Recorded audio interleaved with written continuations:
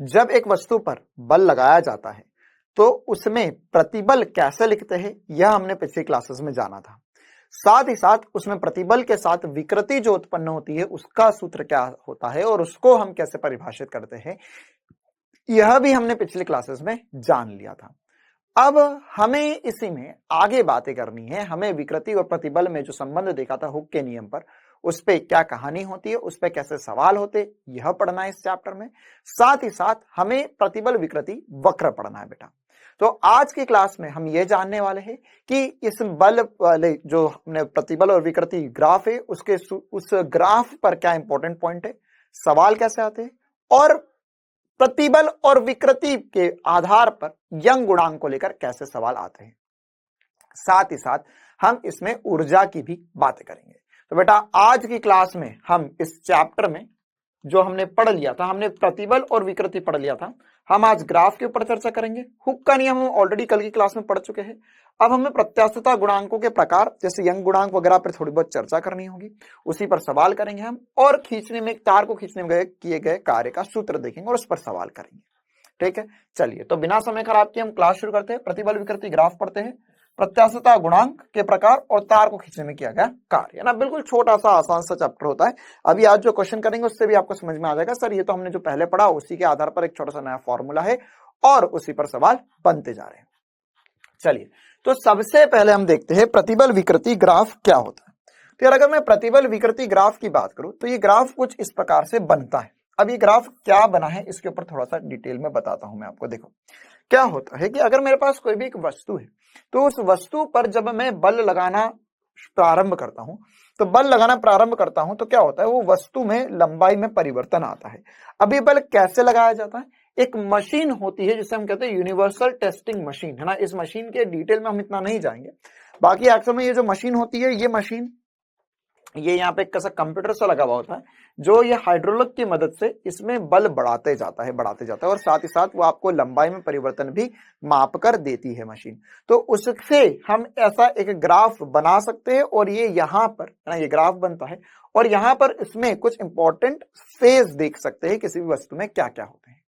मतलब जैसे अगर हमने यहाँ पर बल लगाया तो उसकी वजह से लंबाई जो है वो बढ़ती जाएगी। तो लंबाई जो है वो बढ़ती जाती है तो क्या होता है बेटा कि जब हम किसी भी वस्तु पे बल लगाते हैं तो उसमें मतलब प्रतिबल उत्पन्न होता है और उसके साथ साथ विकृति भी उत्पन्न होती है। तो अगर मैंने बल लगाया तो उसके कारण विकृति उत्पन्न होगी, है ना। तो विकृति मतलब कि लंबाई में परिवर्तन होगा। अगर मैंने बल और बढ़ाया तो विकृति और अधिक उत्पन्न होगी, बल और बढ़ाया तो विकृति और अधिक उत्पन्न होगी। अब इसमें कुछ फेजेस होते हैं, कुछ इंपॉर्टेंट सी छोटी छोटी बातें होती है जो हमें समझना होगी। जैसे क्या होता है, जब तक हम बल लगा रहे और प्रतिबल जो है, तो देखो यार क्या होता है कि प्रतिबल काफी ज्यादा लगाने पर बहुत कम विकृति होती है स्टार्टिंग में, है ना। प्रारंभिक सीमा में क्या होगा कि हम बहुत ज्यादा बल लगाएंगे तब जाके छोटा सा लंबाई में परिवर्तन होगा। लेकिन यहाँ पर जैसे जैसे हम बल और बढ़ाते जाएंगे ना, जैसे अगर ए से सी जा रहे हैं तो हम यहाँ पे प्रतिबल बढ़ा रहे हैं या हमारा बल बढ़ रहा है, तो इसमें बढ़ने से विकृति अधिक उत्पन्न होने लग जाएगी।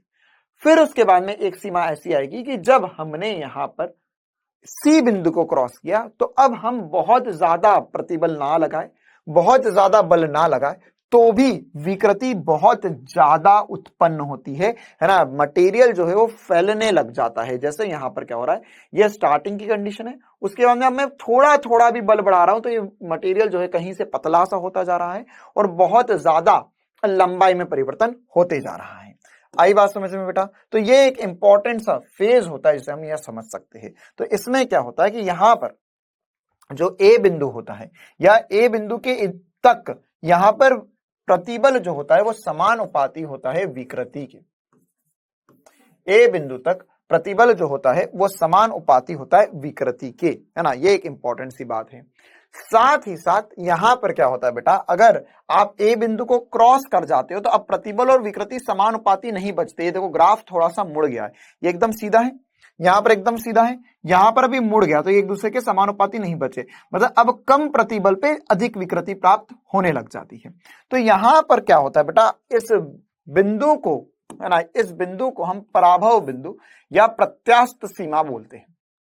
है ना। तो यहाँ पे प्रत्यास्थ सीमा मतलब क्या होगा कि इस बिंदु के इधर इधर, है ना, इस बिंदु के इधर इधर अगर हम वस्तु को छोड़ते हैं, प्रतिबल हटाते हैं या बाह्य बल हटाते हैं, तो ये वास्तविक अवस्था पर वापस लौट जाएगी। लेकिन इसके बाद में क्या होता है, ये प्लास्टिक आचरण करने लगती है। मतलब कि अगर मैंने यहां पर से बल हटाया तो यह इतना लंबाई में परिवर्तन हमेशा हमेशा रह जाएगा। क्लियर है कहानी। और आखिरी में, अच्छा यार, ये इसे हम एक्चुअल में इसे प्रभाव बिंदु बोलेंगे। यहां पर ये जो ई बिंदु होता है, यह वह बिंदु होता है कि देखो क्या हो रहा है अल्टीमेटली, जब मैं प्रतिबल बढ़ा रहा हूं, तो अब प्रतिबल ज्यादा नहीं बढ़ा रहा हूं लेकिन विकृति बहुत ज्यादा बढ़ रही, तो विकृति बहुत ज्यादा बढ़ रही है, तो यह हमारा ये वाला जो बिंदु होता है यह फ्रैक्चर पॉइंट कहलाता है,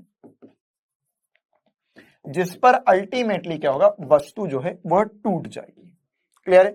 तो ये कुछ इंपॉर्टेंट सा ग्राफ होता है जो हमें पता होना चाहिए। अब इस ग्राफ से जुड़े कुछ इंपॉर्टेंट से पॉइंट एक करके मैं आपको बताता हूं। ओ से ए के बीच में जो वक्र होता है वो रेखीय होता है, जैसे भी हमने देखा। इस क्षेत्र में हुक का नियम पालन होता है। जब प्रत्यारोपित बल हटा लिया जाता है तो पिंड अपनी प्रारंभिक विमाओं को पुनः प्राप्त कर लेता है। इस क्षेत्र में ठोस एक प्रत्यास्थ पिंड जैसा आचरण करता है ना। ये कौन सा क्षेत्र है, ये यहां से 0 से ओ से ए तक का क्षेत्र, जैसा मैंने आपको बताया। इसके बाद में क्या होता है बेटा, ए से बी के बीच में क्षेत्र में प्रतिबल तथा विकृति अनुक्रमानुपाती नहीं होते, है ना, वहां पे कर्व बैंड हो गया था। फिर भी भार हटाने पर पिंड अभी भी प्रारंभिक विमाओं में वापस आ जाता है। वक्र में बी बिंदु पराभव बिंदु अथवा प्रत्यास्थ सीमा कहलाता है। क्या कहलाता है, प्रत्यास्थ सीमा। मतलब इसके आगे आप अगर बढ़े, इसके आगे आप बढ़े तो कहानी खत्म हो जाएगी, है ना। मतलब क्या हो जाएगा, इसके आगे आप बढ़े तो यहाँ पे प्रत्यास्थ सीमा खत्म हो जाएगी। और उसके बाद में अगर आप इसमें आगे बढ़े तो यदि भार को और बढ़ा दिया जाए तो उत्पन्न प्रतिबल प्रभाव सामर्थ्य से अधिक हो जाता है और फिर प्रतिबल में थोड़े से अंतर से विकृति बहुत तेजी में बढ़ने लगती है। मतलब वस्तु जो है बहुत तेजी में खींचने लगती है। अच्छा, अब यहां पर क्या होता है कि यहां पर इस बिंदु पर जो बी बिंदु पर जो प्रतिबल होता है उसे हम पराभव सामर्थ्य भी कहते हैं। इसी प्रकार से बी और डी के बीच किसी बिंदु मान ले सी पर जब भार को हटा दिया जाता है तो पिंड अपनी प्रारंभिक विमाओं को पुनः प्राप्त नहीं कर सकता। मतलब अगर बी को क्रॉस किया, उसने बी को क्रॉस किया, मतलब बी को क्रॉस करके डी पर, मतलब कहीं पर भी आप इसे छोड़ दोगे तो पुनः अवस्था में नहीं आ सकता। अब ये प्लास्टिक आचरण करने लग गया है यहाँ पर। क्लियर है बेटा। इसके बाद वाले बिंदु पर द्रव में स्थायी विरूपण हो जाता है। ऐसे विरूपण को प्लास्टिक विरूपण कहते हैं। इसके बाद में जो डिफॉर्मेशन होगा परमानेंट हो जाएगा। साथ ही साथ ग्राफ में डी बिंदु द्रव की चरम तनन सामर्थ्य, इस बिंदु के आगे प्रत्यारोपित बल हटाने पर भी अतिरिक्त विकृति उत्पन्न होती है और ई पर विभंजन हो जाता है ना। ई पर अल्टीमेटली क्या हो जाएगा, ई पर जो हो जाएगा उस पर विभंजन हो जाएगा। इसको आप पराभव बिंदु की जगह विभंजन बिंदु बोल दो, वो ज्यादा बेहतर है। क्या बोल दो, विभंजन बिंदु। क्लियर है। चलिए, तो ये कुछ इंपॉर्टेंट सी बात है जो मुझे पता होनी चाहिए। तो इसमें ग्राफ में ये विभंजन बिंदु तक की कहानी होती है। अब इस ग्राफ में अल्टीमेटली जो हम पढ़ रहे हैं उसमें हमें पता क्या होना चाहिए, इस ग्राफ में कैसे सवाल आते हैं। तो देखो यार, क्या होता है हमारे पास अलग अलग, एक बार ग्राफ पे वापस जाता हूं, वहीं से आपको समझाता हूं। हमारे पास क्या होता है, अलग अलग प्रकार की वस्तुएं होती है ना। अब देखो क्या होता है बेटा कि बी बिंदु तक तो सभी वस्तु का ग्राफ एक जैसा बनेगा। जो हुक का नियम का पालन करेंगे बी बिंदु तक ग्राफ एक जैसा ही बनेगा।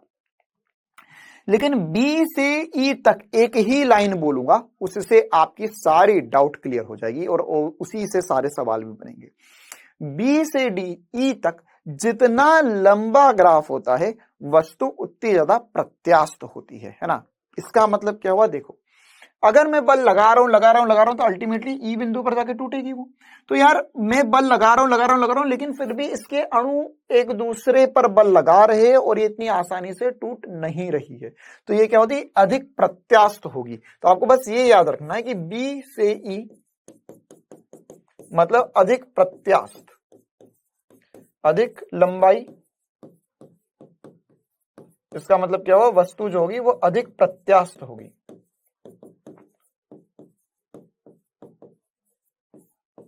ठीक है। इसके अलावा वस्तु अधिक प्रत्यास्थ होगी।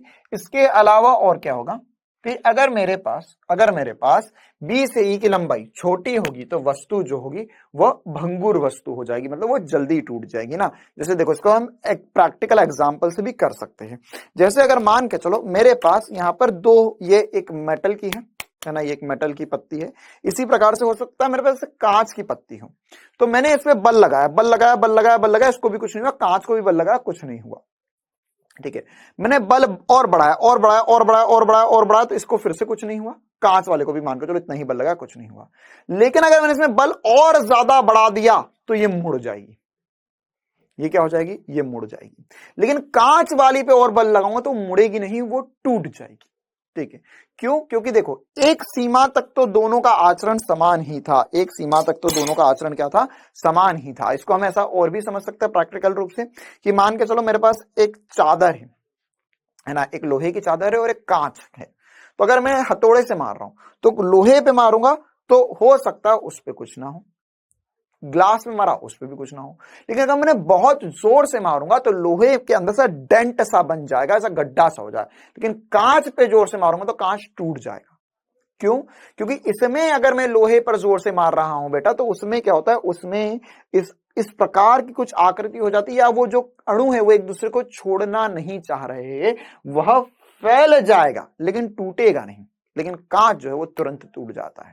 ठीक है, तो ये एक बहुत बड़ा सा डिफरेंस है जो हमें पता होना चाहिए। तो वही वाली बात बेटा हम यहां पर समझना चाहते हैं कि जो भंगुर वस्तु होती है, ये इन पदार्थों में बिंदु ई से सी, या हमारा बी से सी भी बोल सकते हो आप, बी से सी के मध्य प्लास्टिक क्षेत्र बहुत छोटा होता है। यह प्रत्यास्थता की सीमा पार करते ही टूट जाते हैं, जैसे कांच वगैरह, है ना। मतलब कि क्या होगा, इनका जो ग्राफ बनेगा वो कुछ ऐसा बनेगा, सिग्मा और स्ट्रेन के बीच में जो ग्राफ बनेगा ऐसा स्ट्रेट लाइन आएगा और फिर उसके अंदर तुरंत टूट गया। मतलब ये मान के जो बी आया और ये तुरंत ई आ गया। लेकिन अगर हमारे पास डक्टाइल तन्य वस्तु है या प्रत्यास्थ वस्तु है तो इन पदार्थ में क्या होगा, इन पदार्थ में सिग्मा और आप स्ट्रेस और स्ट्रेन के मध्य ग्राफ बनाओगे तो सीधा बनेगा, उसके बाद में बहुत दूर तक ग्राफ जाएगा और फिर ये वस्तुएं टूटेंगी, है ना। तो ये आसानी से किसी भी आकार में परिवर्तित की जा सकती है तथा इनके पतले तार भी खींचे जा सकते हैं। ये तन्य वस्तु कहलाती है और इनमें जो ग्राफ होगा वो लंबा बनेगा। ठीक है, अच्छा, इसी प्रकार से एक और प्रकार की वस्तुएं होती है जिनको हम बोलते हैं इलास्टोमर्स। इलास्टोमर्स, उन्हें हम प्रत्यास्थ बहुलक पदार्थ भी बोलते हैं या हम उन्हें प्रत्यास्थलक भी बोलते हैं, है ना। ये ग्राफ क्या, ये इनका ग्राफ जो होता है बेटा वो थोड़ा सा आपको ध्यान होना चाहिए। इनका ग्राफ कुछ ऐसा बनता है। ये वे वस्तु है जो हुक के नियम का पालन नहीं करती, है ना। हुक्स लॉ या हुक के नियम का पालन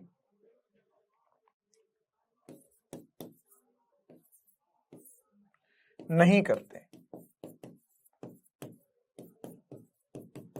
ठीक है, तो अगर हुक के नियम का पालन नहीं कर रहे तो इसका एग्जांपल क्या है? इसका एग्जांपल रबर ले सकते हो आप, है ना। या जैसे ये वे इन पदार्थों के लिए प्रत्यास्थता की सीमा में प्रतिबल विकृति वक्र सरल रेखा नहीं होता है।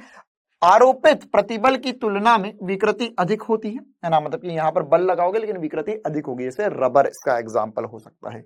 या इसके अलावा आप ऐसा भी मान सकते हो कि इसका एग्जाम्पल जैसे हमारे जो मसल्स है ना, हमारे बॉडी में जो मसल्स है, हार्ट मसल्स है या हमारे जो हाथ में मसल्स है, ये भी एक तरीके से इलास्टोमर्स है ना। इन्हें प्रत्यास्थलक को इलास्टोमर्स कहते हैं, ये भी इलास्टोमर्स होते हैं। वैसे बेस्ट एग्जाम्पल तो रबर भी है ना। ये क्या होते हैं? ये वे पदार्थ होते हैं जिन पर आप बल लगाओगे तो ये हुक के नियम का पालन नहीं करेंगे, इनमें विकृति अधिक होगी प्रतिबल के मुकाबले में। जैसे रबर, जैसे टायर को अगर आप देखो तो टायर जब घूमता है तो नीचे से दबता है ना, तो वो आसानी से दब भी जाता है।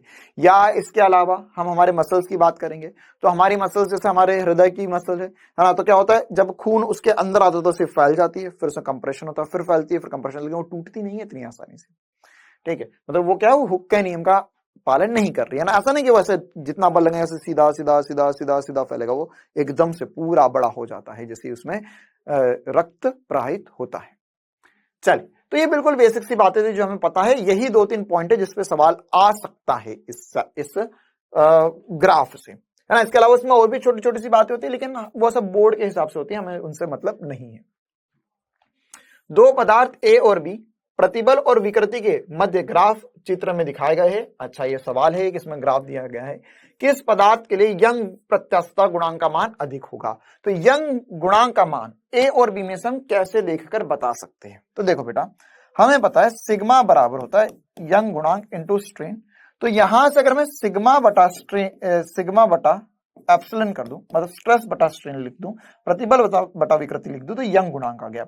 मतलब क्या हुआ इसका मतलब ये हुआ कि स्ट्रेस स्ट्रेन ग्राफ का इंपॉर्टेंट पॉइंट है, बहुत इंपॉर्टेंट पॉइंट है, ग्राफ का ढाल,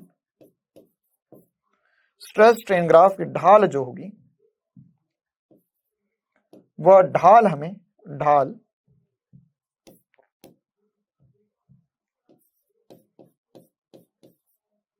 ग्राफ की ढाल जो है, ढाल हमें यंग गुणांक देती है ना, y या यंग गुणांक देगी। मतलब कि जिसमें यंग गुणांक अधिक उसमें ढाल अधिक है। तो ढाल अधिक किसकी है? ए की ढाल ज्यादा है, बी की ढाल कम है। तो यहां पर हम बोल सकते हैं कि जो अधिक प्रत्यास्थ है वो क्या है? ए पदार्थ है। अधिक तन्य कौन सा है? तो यहां पर से लंबाई जिसकी ज्यादा है वो ए की है, तो अधिक तन्य जो होगा वो ए ही होगा। अच्छा, अधिक भंगुर कौन है? तो कौन जल्दी टूट जाएगा सर? बी यहां पे तुरंत टूट गया है, तो ये अधिक भंगुर हो गया। इसी प्रकार से इन पदार्थों में से अधिक मजबूत कौन है? तो अधिक मजबूत जो होगा वो ए ही होगा। क्यों? क्योंकि वो अधिक प्रत्यास्थ है, तो जो ज्यादा प्रत्यास्थ होता है वो ज्यादा मजबूत भी होता है। क्लियर है कहानी? तो ऐसे छोटी छोटी सी बातें हम बता सकते हैं इस ग्राफ से। अब हम आगे बढ़ते हैं, है ना। इसी में एक और छोटी सी बात पढ़ते हैं, जो अभी हमने ग्राफ पढ़ा था, हमने जो इलास्टोमर्स की बात करी थी बेटा, है ना। तो इसी प्रकार की एक बात हमें करना होगी, शैथिल्य लूप कहते हैं हम इसे, है ना। ये रबर के लिए होता है।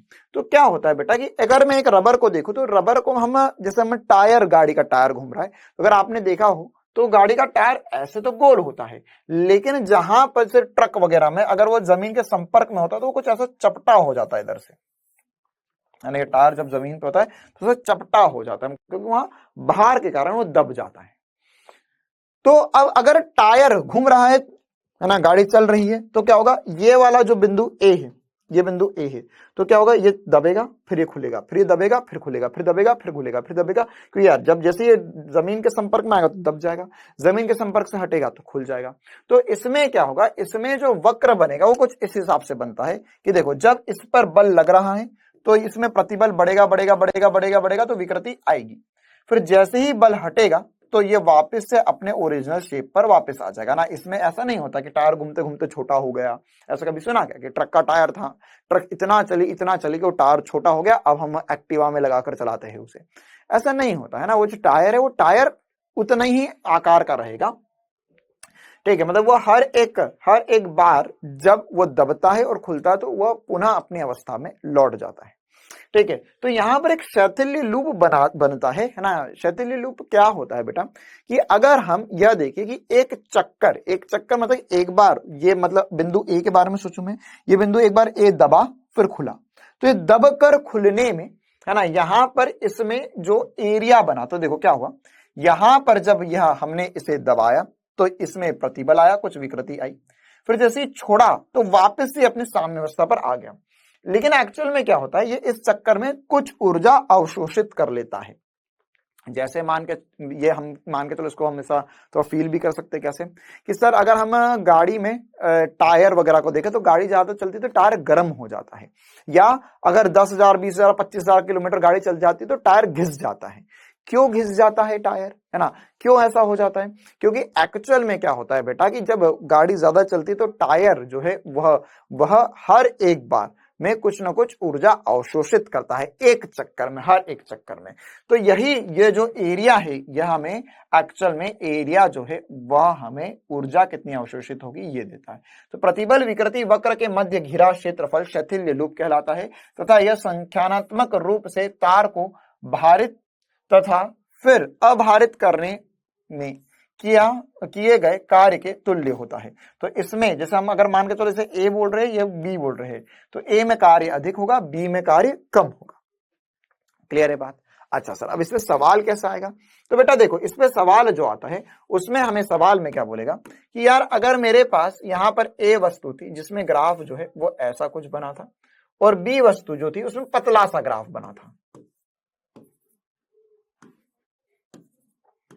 जो बी वस्तु थी उसमें ऐसा पतला सा ग्राफ बना था, तो इन दोनों में क्षेत्रफल किसका ज्यादा है? ए का ज्यादा है। तो हर एक चक्कर में मतलब एक बार भारित और अभारित करने में ज्यादा ऊर्जा अवशोषित कौन कर रहा है? तो हम बोल सकते हैं सर अगर ये पदार्थ ए है, ये पदार्थ बी है, तो ऊर्जा जो है वो हर एक चक्कर में ऊर्जा जो है वो ए अधिक अवशोषित कर रहा है और बी जो है वह कम ऊर्जा अवशोषित कर रहा है। तो अगर मान के चलो तुम्हें गाड़ी में सस्पेंशन बनाना है या तुम्हें रबर जो है वह एक हिलती हुई वस्तु पर, हिलती हुई वस्तु कहने का मतलब क्या है, जैसे एक मशीन है, मशीन के नीचे रबर के गुटके फंसाने हैं, तो वहां पर अगर आपको रबर की आवश्यकता है तो आप कौन सा पदार्थ इस्तेमाल करेंगे, ए या बी? तो सर हम ऐसा पदार्थ यूज करेंगे जो हर एक साइकिल में ज्यादा ऊर्जा अवशोषित कर ले और उसके नीचे जो जमीन है उसको हानि ना पहुंचाए। ऐसे देखा होगा ना कि रबर के मतलब बड़ी बड़ी मशीनें होती हैं, इनके नीचे रबर के गुटके फंसा देते हैं हम, या जैसे वॉशिंग मशीन वगैरह भी अगर आपने देखी हो तो उसमें रबर के गुटके लगे हुए रहते हैं नीचे। क्यों? ताकि उसका जो कंपन है वो नीचे ना पहुंचे, ज्यादा ऊर्जा अवशोषित कर ले। तो इससे जो शॉक एब्जॉर्बर्स होते हैं, शॉक अब्जॉर्बर्स में हम पदार्थ ए का इस्तेमाल करेंगे। अब लेकिन जैसे हमारे पास टायर है, तो टायर हम नहीं चाहते कि वो हर एक ऊर्जा में ज्यादा, हर एक चक्कर में ज्यादा ऊर्जा अवशोषित करे। अगर मान के चलो टायर हर एक चक्कर में बहुत ज्यादा ऊर्जा अवशोषित करेगा तो टायर जल्दी खराब हो जाएगा, टायर गर्म होगा, उसके ऊपर के जो रबर के टुकड़े हैं वो निकलने लग जाएंगे और जल्दी खराब हो जाएगा। तो हम टायर के लिए पदार्थ बी का इस्तेमाल करेंगे जो, क्योंकि वह हर एक चक्कर में कम ऊर्जा अवशोषित कर रहा है। क्लियर है बेटा? तो बिल्कुल बेसिक सी बात है प्रतिबल विकृति ग्राफ पे जो हमें पता होना चाहिए। अब हम प्रत्यास्थता गुणांक के प्रकारों में जाते हैं और इसमें जो प्रकार पढ़ने वाले, अभी सबसे पहले हम बात करेंगे यंग गुणांक की। ये आता कहां से, सब कुछ मैं आपको पिछली क्लास में बता चुका हूं। तो यंग गुणांक जो होता है बेसिकली बेटा, उस पर कुछ इंपॉर्टेंट सी बातें कर लेते हैं। यंग गुणांक किसके लिए होता है? सर ये होता है अनुदैर्ध्य प्रतिबल के लिए, अनुदैर्ध्य प्रतिबल और विकृति के लिए, मतलब सिग्मा परपेंडिकुलर जो होता है वो एप्सिलॉन, मतलब ये यंग गुणांक इनटू एप्सिलॉन होता है। ठीक है, इसके अलावा कुछ बेसिक सी बातें, जैसे इसके जो मात्रक होगा वो न्यूटन प्रति मीटर स्क्वायर होगा और इसकी विमा जो होगी ml-1 t-2 होगी। ये छोटी छोटी सी बातें मैं आपको कल ही बता चुका हूं। इसके अलावा यह पदार्थ का गुण होता है,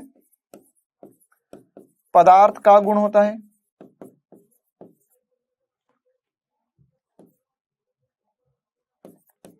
पदार्थ का गुण होता है, और उसके अलावा स्ट्रेस स्ट्रेन कर्व के या प्रतिबल विकृति ग्राफ की ढाल से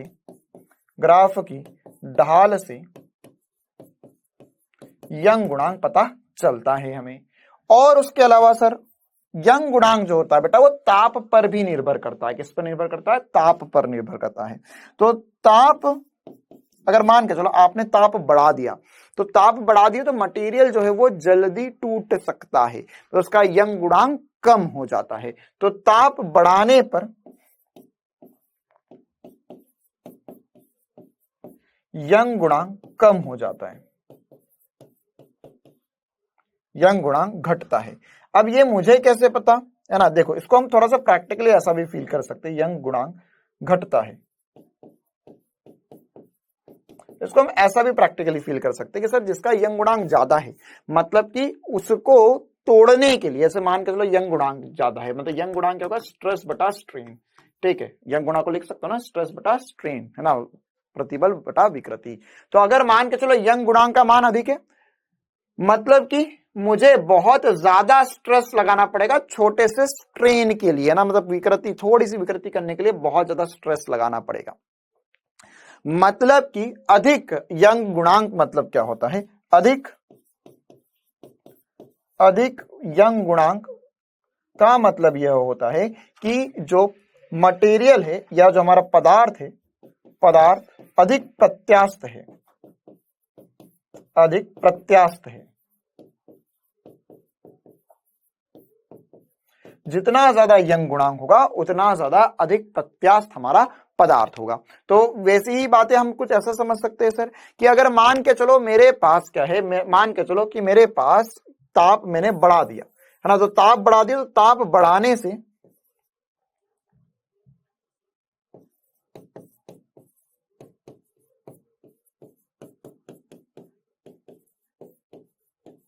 देखो ताप बढ़ाने से क्या होगा कि अब जो कण है वो और दूर दूर अपने आप जा चुके, तो उनके अंदर जो आणविक बल है वो घट जाएगा, तो यंग गुणांक का मान घट जाएगा। जैसे अगर मान के चलो आपने जैसे लोहार वगैरह को देखा हो, तो लोहार वगैरह को अगर किसी भी चीज को तोड़ना होता है, मोड़ना होता है, उसे गर्म कर लेता है, फिर उससे हथौड़े से मारता है, तो आसानी से वो टूट सकती है या मुड़ सकती है। इसी प्रकार से एक और इंपॉर्टेंट सी बात बता रहा हूं यार कि अगर मान के चलो R इंटू यंग गुणांक जो होता है वो नियत होता है ना, ये वैसी ही बात है जो अभी मैंने ऊपर समझाई आपको। R क्या है, R जो है वह इंटर मॉलिक्यूलर डिस्टेंस है ना, मतलब कि दो अणुओं के मध्य दूरी है। मतलब कि अगर दो अणुओं के मध्य दूरी आपने बढ़ाई है ना, अगर दो अणुओं के मध्य दूरी बढ़ी, मान के ये पहला अणु है दूसरा अणु है, आपने इनको ज्यादा खींच दिया तो दूरी बढ़ गई, तो अगर यहां पर R बढ़ेगा तो यंग गुणांक का मान अपने आप कम हो जाएगा। क्लियर है? तो ये छोटी छोटी सी बातें हमें पता होनी चाहिए, क्योंकि सर दूर हो जाए तो उनके मध्य लगने वाला बल कम हो गया, बल कम हो गया मतलब यंग गुणांक कम हो गया। तो ये बिल्कुल बेसिक से पॉइंट्स थे कुछ यंग गुणांक को लेकर। अब हमें आगे बढ़ना होगा और इसमें और भी कुछ छोटी छोटी सी बातें करनी होगी। देखो और क्या बातें हम कर सकते हैं यहाँ पर, ये पहली कुछ इंपॉर्टेंट सी बातें थी, और क्या बातें करना है हमें, है ना। अब इसमें ग्राफ दे सकते हैं हमें, है ना यार, ये एकदम टुच्चा सा सवाल, ये स्ट्रेस है ये स्ट्रेन है, बोला यार ये पदार्थ ए है ये पदार्थ बी है, तो यंग गुणांक किसका ज्यादा होगा, तो सर ऑब्वियस सी बात है कि जो ढाल है वो ए का अधिक है बी से, ढाल जो है वो ए का अधिक है बी से, तो यहां पर यंग गुणांक जो होगा वो ए का अधिक होगा बी से, छुटकू सी बात। अब हम काम की बात पर आते हैं, यहाँ पे जो स्ट्रेस है उसे हम लिख सकते हैं F बटे में ए बराबर होगा यंग गुणांक इंटू डेल्टा एल बटे में एल।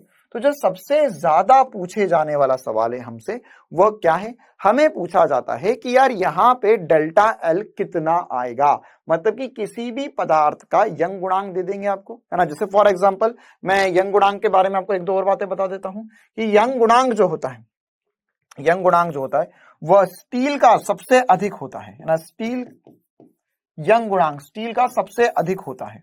तो स्टील जो है सबसे प्रत्यास्थ पदार्थ है हमारे पास, स्टील का सबसे अधिक होता है, फिर एल्यूमिनियम का और कम होता है, रबर का सबसे कम होता है, तो स्टील जो है वो सबसे प्रत्यास्थ है। तो यंग गुणांक का जो मान आता है वो लगभग मतलब ये बहुत ज्यादा होता है ना, ये लगभग 9 गुणा 10 की घात 11 या 10 की घात 12 न्यूटन प्रति मीटर स्क्वायर तक जा सकता है, इस रेंज में होता है।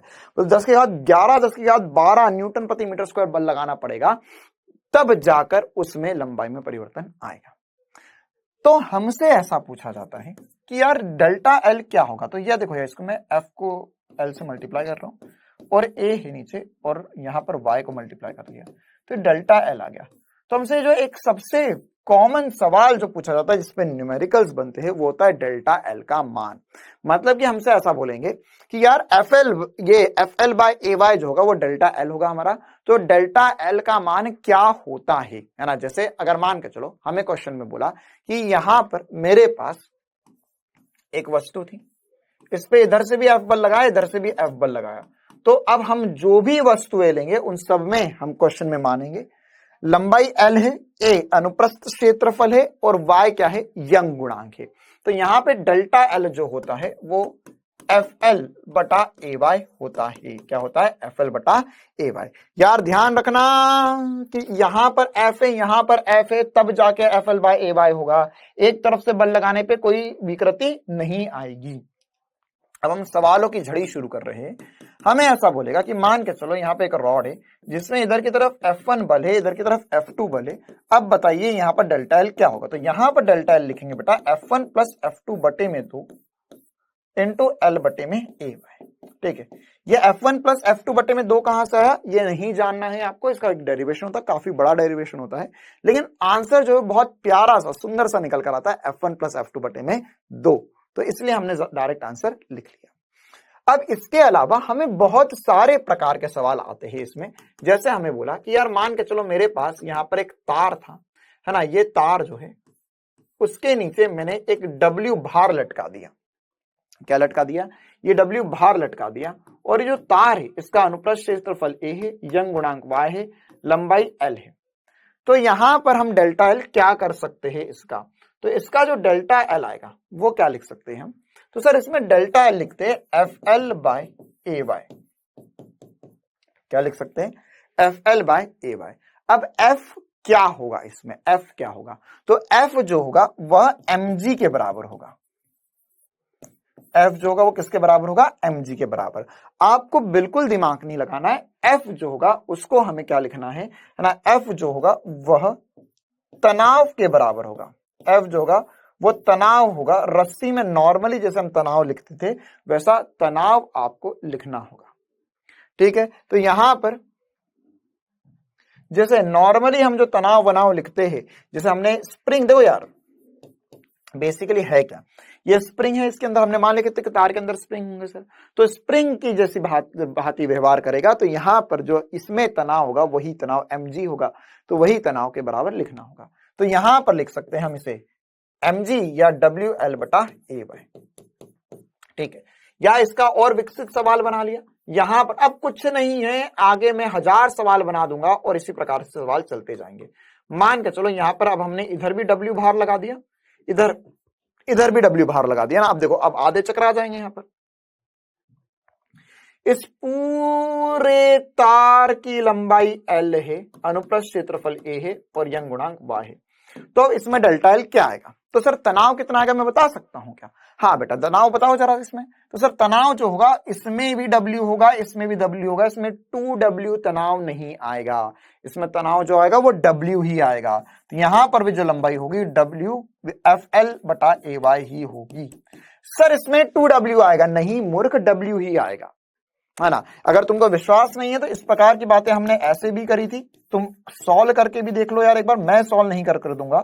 हमने ऐसा देखा था कि सर यहाँ पर m1 द्रव्यमान है, यहाँ पर m2 द्रव्यमान है। अब अगर हम इसे छोड़ देंगे तो ये चलेगा।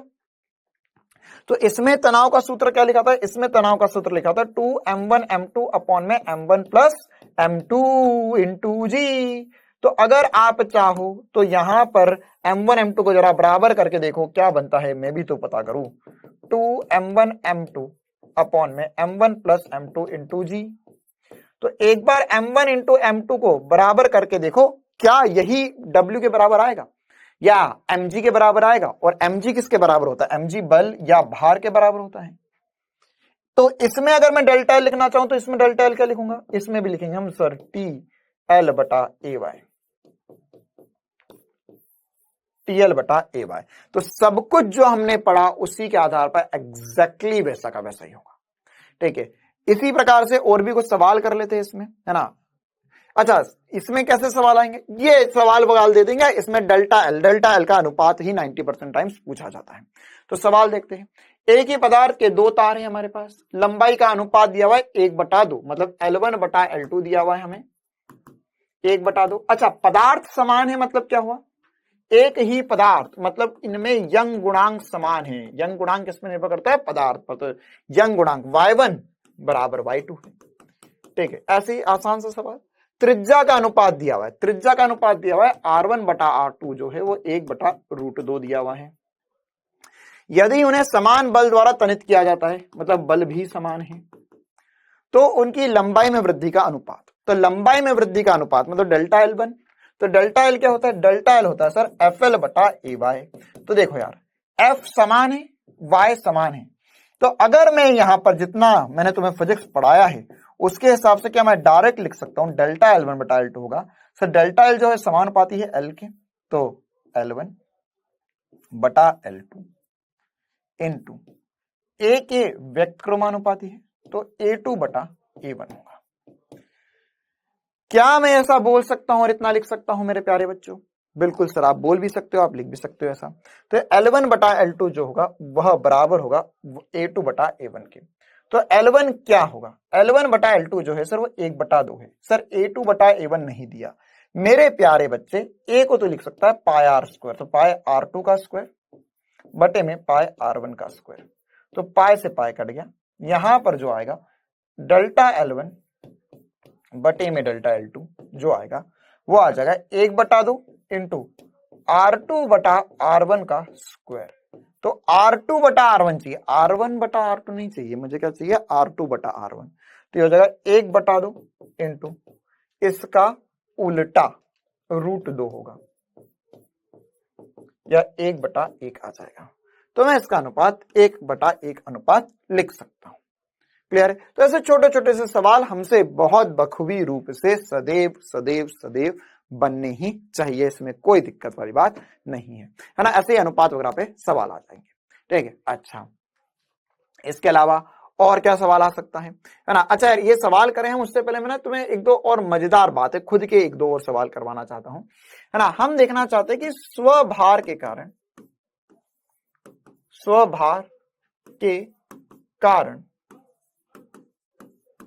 डेल्टा एल, ठीक है। मतलब कि अभी हमने जो सवाल देखे उन सवाल में हमने यह देखा कि एक रस्सी के नीचे द्रव्यमान लटका हुआ था तो उसमें डेल्टा एल कितना आया। लेकिन अगर मान के चलो कि यहां पर मैंने ऐसा बोला है कि यार यहां पर एक रस्सी है, जिस रस्सी में स्वयं का भार है। स्वयं का भार कहने का मतलब क्या है कि यहां पर ये जो रस्सी है, ये रस्सी का खुद का भार कैपिटल एम है। तो अब क्या होगा सर, जैसे जैसे ऊपर की तरफ जाएंगे तो या ऐसा समझे हम कि हर एक बिंदु पर तनाव जो होगा वो अलग अलग होगा, है ना। तो खुद का द्रव्यमान कैपिटल एम है, खुद का स्वयं का द्रव्यमान नीचे कुछ भी नहीं है, ए अनुप्रस्थ क्षेत्रफल है, यंग गुणांक y है और लंबाई l है। तो अब इसके स्वयं के भार के कारण इसमें लंबाई में परिवर्तन कितना आएगा। तो हम ऐसा समझ सकते हैं सर कि इसमें एफ डेल्टा एल बराबर लिखेंगे एफ एल बटा ए बाय, और इसमें जो बल लगेगा वो mg बटा 2 पर लगेगा। कहां लगेगा? जो बल है वो L बटा 2 पर लगेगा। मुझे पता है कि अगर एक समान रूप से द्रव्यमान वितरित होता है तो उसके सेंटर ऑफ मास पे मैं बल लगा सकता हूं। तो मैं यहां से लिख दूंगा सर, ये हो जाएगा mg, ये इसका शॉर्ट ट्रिक है। वैसे से करना तो चाहिए इंटीग्रेशन से, लेकिन मैंने तुम्हें एक लाइन में चुटकी बजाकर आंसर कैसे बता दिया, क्योंकि मेरे पुराने कंसेप्ट मेरे को काम आ गए कि सर एक समान रूप से जब भी द्रव्यमान वितरित होता है तो उसके सेंटर ऑफ मास पर हम बल लगा सकते हैं। तो यहां से मैंने F की जगह mg, F की जगह क्या लिख दिया? mg लिखना चाहिए था क्योंकि बल जो है वो mg है, लेकिन मैंने इसे mg बटा 2 कर दिया सीधे सीधे। आई बात समझ में बेटा? अच्छा, इसी प्रकार से एक दो और सवाल मैं आपको अपने खुद के करवाना चाहता हूं कि यहां पर हमें ऐसा बोला कि मान के चलो यार, यहां पर देखो स्वभार का एक ही सवाल है, बस यही बात आएगी, है ना। इसी प्रकार से और सवाल हमें बोल सकता है कि यार मान के चलो मेरे पास यहां पर एक रॉड है, मेरे पास क्या एक रॉड है और इसके यहां पर एक द्रव्यमान m लटका दिया।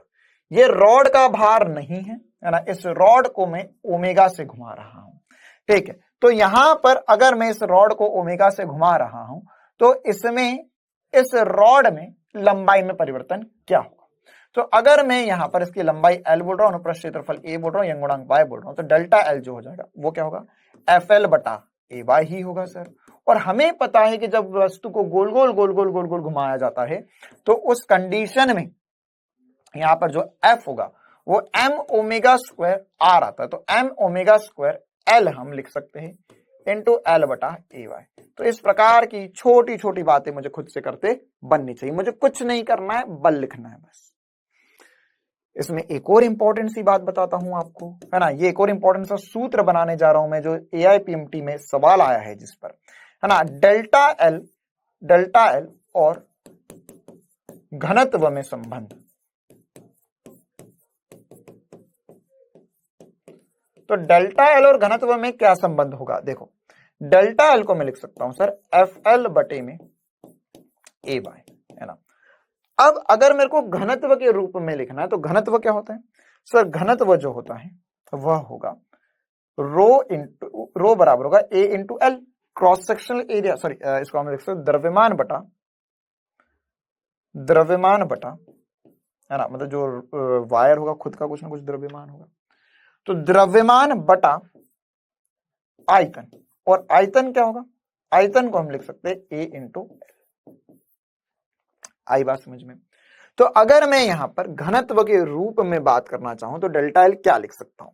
तो देखो यार, अगर खुद का घनत्व है तो यहां पर भार कितना होगा? तो ये एफ की जगह मुझे पहले तो फॉर्मूला लिखना चाहिए यहां पर, सर यह स्वभार के कारण लटक रहा है, स्वभार के कारण ही लटक रहा है, तभी तो वायर का घनत्व भी है।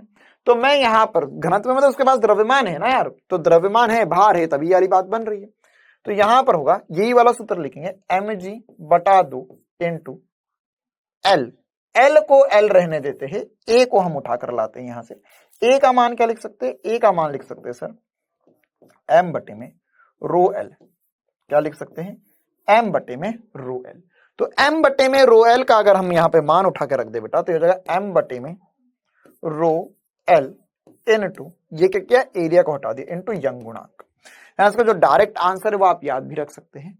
यहां पर अगर मैं देखो तो ध्यान से एम कट जाएगा, ठीक है, ये रो ऊपर चले जाएगा, तो डेल्टा एल का जो सूत्र बना मेरे पास वो बनेगा रो एल स्क्वायर बटे में 2 इंटू यंग गुणांक। क्या बनेगा? डेल्टा एल बराबर बनेगा रो एल स्क्वायर बटे में 2 इंटू यंग गुणांक। मतलब मैं ये बोल सकता हूं कि सर यहां पर जो डेल्टा एल है ना, देखो ध्यान समझना इस बात को, अगर आपको सवाल में द्रव्यमान वगैरह के बारे में कुछ भी नहीं बोला तो इसका मतलब ये है कि डेल्टा एल जो होगा वो समानुपाती होता है एल स्क्वायर के। डेल्टा एल जो होगा वो समानुपाती होगा एल स्क्वायर के। यही एआईपीएमटी का सवाल है, यही नीट का सवाल है ना। नीट एआईपीएमटी में यही बात पूछी गई है कि डेल्टा एल जो होगा वो समानुपाती होगा एल स्क्वायर के। और मैं यहां पर ऐसा बोल सकता हूं कि यहां पर डेल्टा एल जो होगा वो एल स्क्वायर के समानुपाती होगा, और यहां पर अगर मैं ग्राफ बनाऊंगा डेल्टा एल और एल के मध्य तो वो पैराबोला बनेगा ऊपर की तरफ खुलता हुआ। इसी प्रकार से अगर मैं यहां पर डेल्टा एल और एल स्क्वायर के मध्य ग्राफ बनाऊंगा तो वह सरल रेखा बनेगा।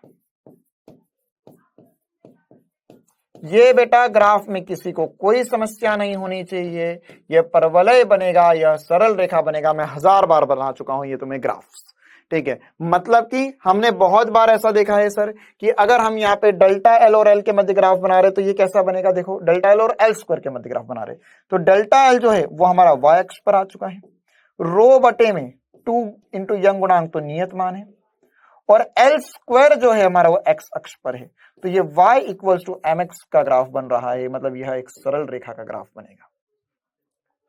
किसका ग्राफ बन रहा है? y equals to M X का ग्राफ बन रहा है, मतलब कि यह एक सरल रेखा का ग्राफ बनेगा।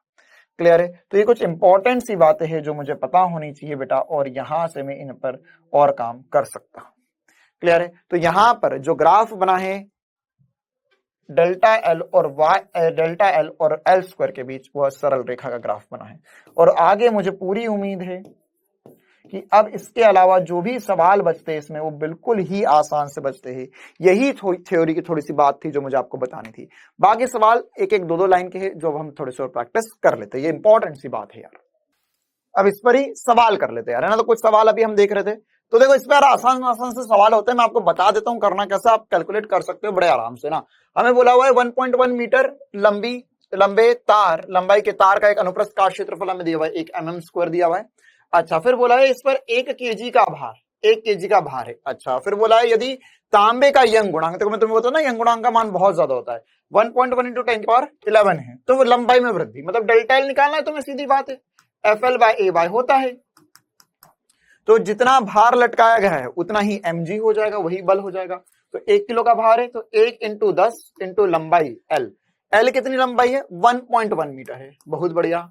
अनुप्रस्थ काट क्षेत्रफल दिया हुआ है 1 × 10⁻⁻6, 1 × 10⁻⁻6, क्योंकि 1 mm स्क्वायर है, 1 mm स्क्वायर है, मतलब कि mm को मीटर में ले जाएंगे 10⁻⁻6 से। उसके बाद में यंग गुणांक का मान कितना है 1.1 गुणा 10 की घात 11। बस इसको सॉल्व कर लो, आंसर आ जाएगा। तो हमें 1.1 से 1.1 कट गया सर, यहां पर बचेगा ये 1 0 कट जाएगा तो 10 बचेगा, तो 1/10 की घात -6 गुणा 10 की घात 10, तो बचेगा 1/10 की घात 4 या 10 की घात -4 मीटर आंसर है, या 0.1 mm में लिख सकता हूं इसे ही। तो 0.1 mm मेरा सही जवाब आ जाएगा। बिल्कुल आसान सा सवाल, इससे मुश्किल कुछ नहीं पूछा जाता है। जैसे और ऐसे ही सवाल बोला है, पदार्थ से बने हुए है ना, मतलब निम्नलिखित तार एक ही पदार्थ से बने हुए, सारे एक ही पदार्थ से बने हुए। फिर बोला है कि सबसे ज्यादा विस्तार किसमें होगा जबकि सभी पर तनाव समान है। सबसे ज्यादा विस्तार कैसे लिखेंगे, डेल्टा एल बराबर F L by A Y. अब यार यंग गुणांक सभी में समान है, बल सभी में समान रख रहा है, तो डेल्टा एल क्या होगा, डेल्टा एल समानुपाती हो जाएगा एल बटा ए पर। तो जिसका एल बटा ए सबसे अधिक उसका प्रसार सबसे ज्यादा होगा। तो एक एक करके हम सॉल्व कर लेते हैं। पहला वाला क्या कह रहा है, पहला वाला कह रहा है डेल्टा एल बराबर होगा सर इसमें है ना, एफ तो समान ही, अच्छा लंबाई कितनी इसमें 50 सेंटीमीटर। देखो आप चाहो तो कन्वर्ट करो, वैसे नहीं भी कन्वर्ट करोगे तो भी बात बनेगी। क्यों, क्योंकि सभी को ही सेंटीमीटर और सभी को ही mm में दिए हुए, हमें बस कंपेयर करना है, हमें परिमाण नहीं बताना प्रसार का, हमें बस ये बताना है किसमें ज्यादा होगा। तो इसमें होगा लंबाई है 50 बटे में y इंटू डेल्टा ए जो होगा बेटा ए है ना, ए को हम क्या लिख सकते हैं, देखना ध्यान से, हम लिख सकते हैं पाई डी स्क्वायर बटे में 4 इंटू यंग गुणांक। ये पाई डी स्क्वायर बटे में 4 कहां से आ गया, एरिया जो होता है वो पाई आर स्क्वायर होता है, त्रिज्या की जगह मैं लिख सकता हूं व्यास बटा 2। तो यहां पर अरे त्रिज्या जो तो व्यास का आधा होता है मेरे प्यारे, तो ये हो जाएगा पाई डी स्क्वायर बटे में 4। तो अल्टीमेटली यहां पर हमें क्या लिखना होगा, pi into D square, D कितना है, व्यास है 0.5, तो 0.5 का स्क्वायर है ना, बटे में 4 होगा, तो बटे में 4 तो सभी में आएगा, ये बटे में 4 तो सभी में आएगा। तो आप 4f बटे में y गामा, इसको हाथ मत लगाओ यार, सॉरी हाँ, ये y इंटू पाई इसको हाथ मत लगाओ, आप बस इसको सॉल्व कर लो। ये कितना हो गया 50 बटे में 0.5 का स्क्वायर, तो 0.5 का स्क्वायर मतलब कितना हो जाएगा 0.25, या ऐसा लिख सकते हैं 0.5 इंटू 0.5, और यहां से हम इसे सॉल्व कर देते हैं थोड़ा सा, ताकि हमारे पास कुछ बढ़िया सा मान आ जाए। 1 5 से 1 5 कट जाएगा और 2 0 ऊपर चले जाएंगे, तो देखो कितना हो जाएगा, ये हो जाएगा 1000। देखो 1 0 ये रहा, 2 0 ये और देगा, तो 2 0 और बढ़ा दिए मैंने है ना, यहाँ पे 5 होना चाहिए बटे में 5 इंटू 5, तो 1 5 से 1 5 कट गया, और यहां पर बचेगा 1000 बटा 5। तो 1000 बटा 5 को बेटा मैं इस पूरे को हटाकर लिख सकता हूं सर, यहां पर ये हो जाएगा 1000 बटा 5, मतलब ये हो जाएगा सर, ये हो जाएगा 200 है ना, तो यहाँ पे ये हो जाएगा 4f बटे में y पाई इंटू 200। तो इस पूरे को हटाकर मैं 200 लिख रहा हूं, इस पूरे को हटाकर कितना लिख देता हूं मैं 200 लिख देता हूं। बात समझ में आई सभी को, तो यहां पर इंटू 200 हो जाएगा। कॉपी पे पेन चलाओ यार, सोल्व करना है, बड़ा आसान सा चैप्टर, बड़ा आसान सी बात है। अब आपको यही देखना है कि बाकी सब में क्या क्या मान आ रहे हैं। तो देखो यार दूसरा वाला कर लेते हैं। देखो लंबाई सबसे ज्यादा और व्यास सबसे कम पे बात बनेगी।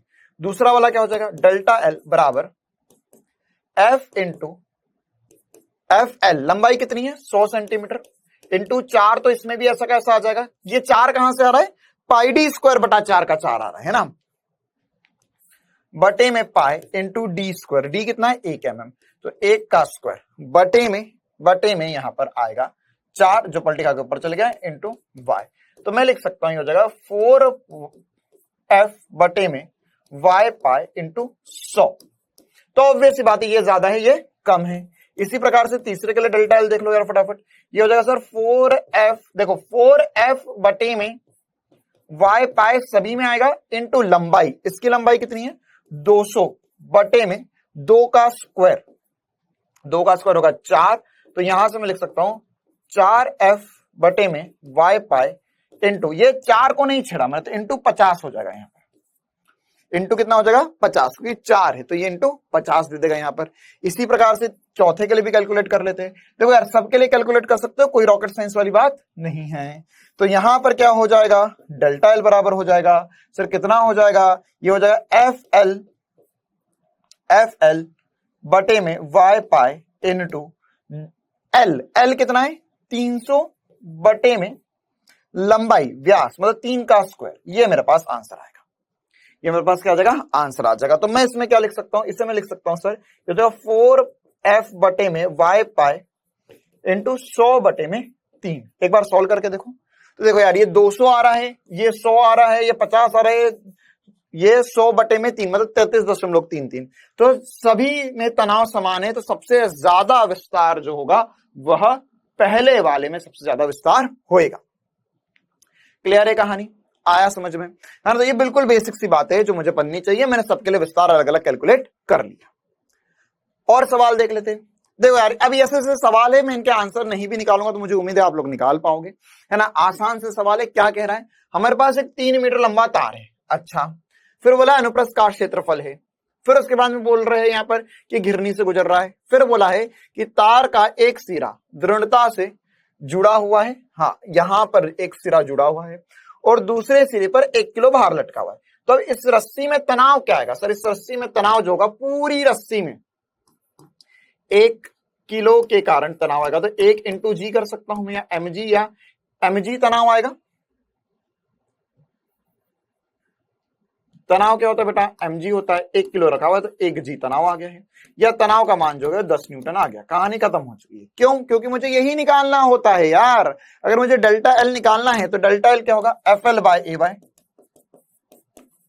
तो एफ क्या है, तनाव है, तनाव कितना है 10 इंटू लंबाई, लंबाई कितनी है 3 मीटर, बटे में अनुप्रस्थ काट क्षेत्रफल क्या होगा 1 गुणा 10 की घात -6, है ना, -6, क्योंकि अनुप्रस्थ काट क्षेत्रफल होगा 1 गुणा 10 की घात -6 होगा। अच्छा ये mm से मैंने मीटर में ले आया, गुणा यंग गुणांक, यंग गुणांक कितना है 10 गुणा 10 की घात 10। कहानी खत्म हो चुकी है। तो हम यहां से 10 से 10 कट जाएगा और ये हो जाएगा 3 बटे में 10 की घात 4। ये मेरे पास आंसर है। या मैं इसे लिख सकता हूं 3 गुणा 10 की घात -4 मीटर, या मैं इसे लिख सकता हूं 0.3 mm। ठीक है, ये एकदम बड़ी आसानी से मैं आंसर निकाल देता हूं। यार ये कैसे कर दिया मैंने, यहाँ पर 10 की घात -3 जो है वो मीटर से mm में खा जाएगा और एक बचेगा तो 0.3 हो जाएगा ये। या आपको ऐसा अच्छा नहीं लगता तो मैं इसे लिख सकता हूँ 0.3 इंटू 10 की घात -3 मीटर, मीटर से mm में 10 की घात -3 डिवाइड करना होगा, तो 10 की घात -3 कट जाएगा तो 0.3 बच जाएगा। तो यार ऐसे बहुत सारे सवाल आ चुके हैं, है ना। ये यही सवाल नीट वीट में भी आए हैं, 2019 में भी यही सवाल आए हैं, है ना। तो इसी प्रकार के सवाल आते रहेंगे और इस पर इससे ज्यादा डिफिकल्ट कुछ नहीं बनना है कभी भी।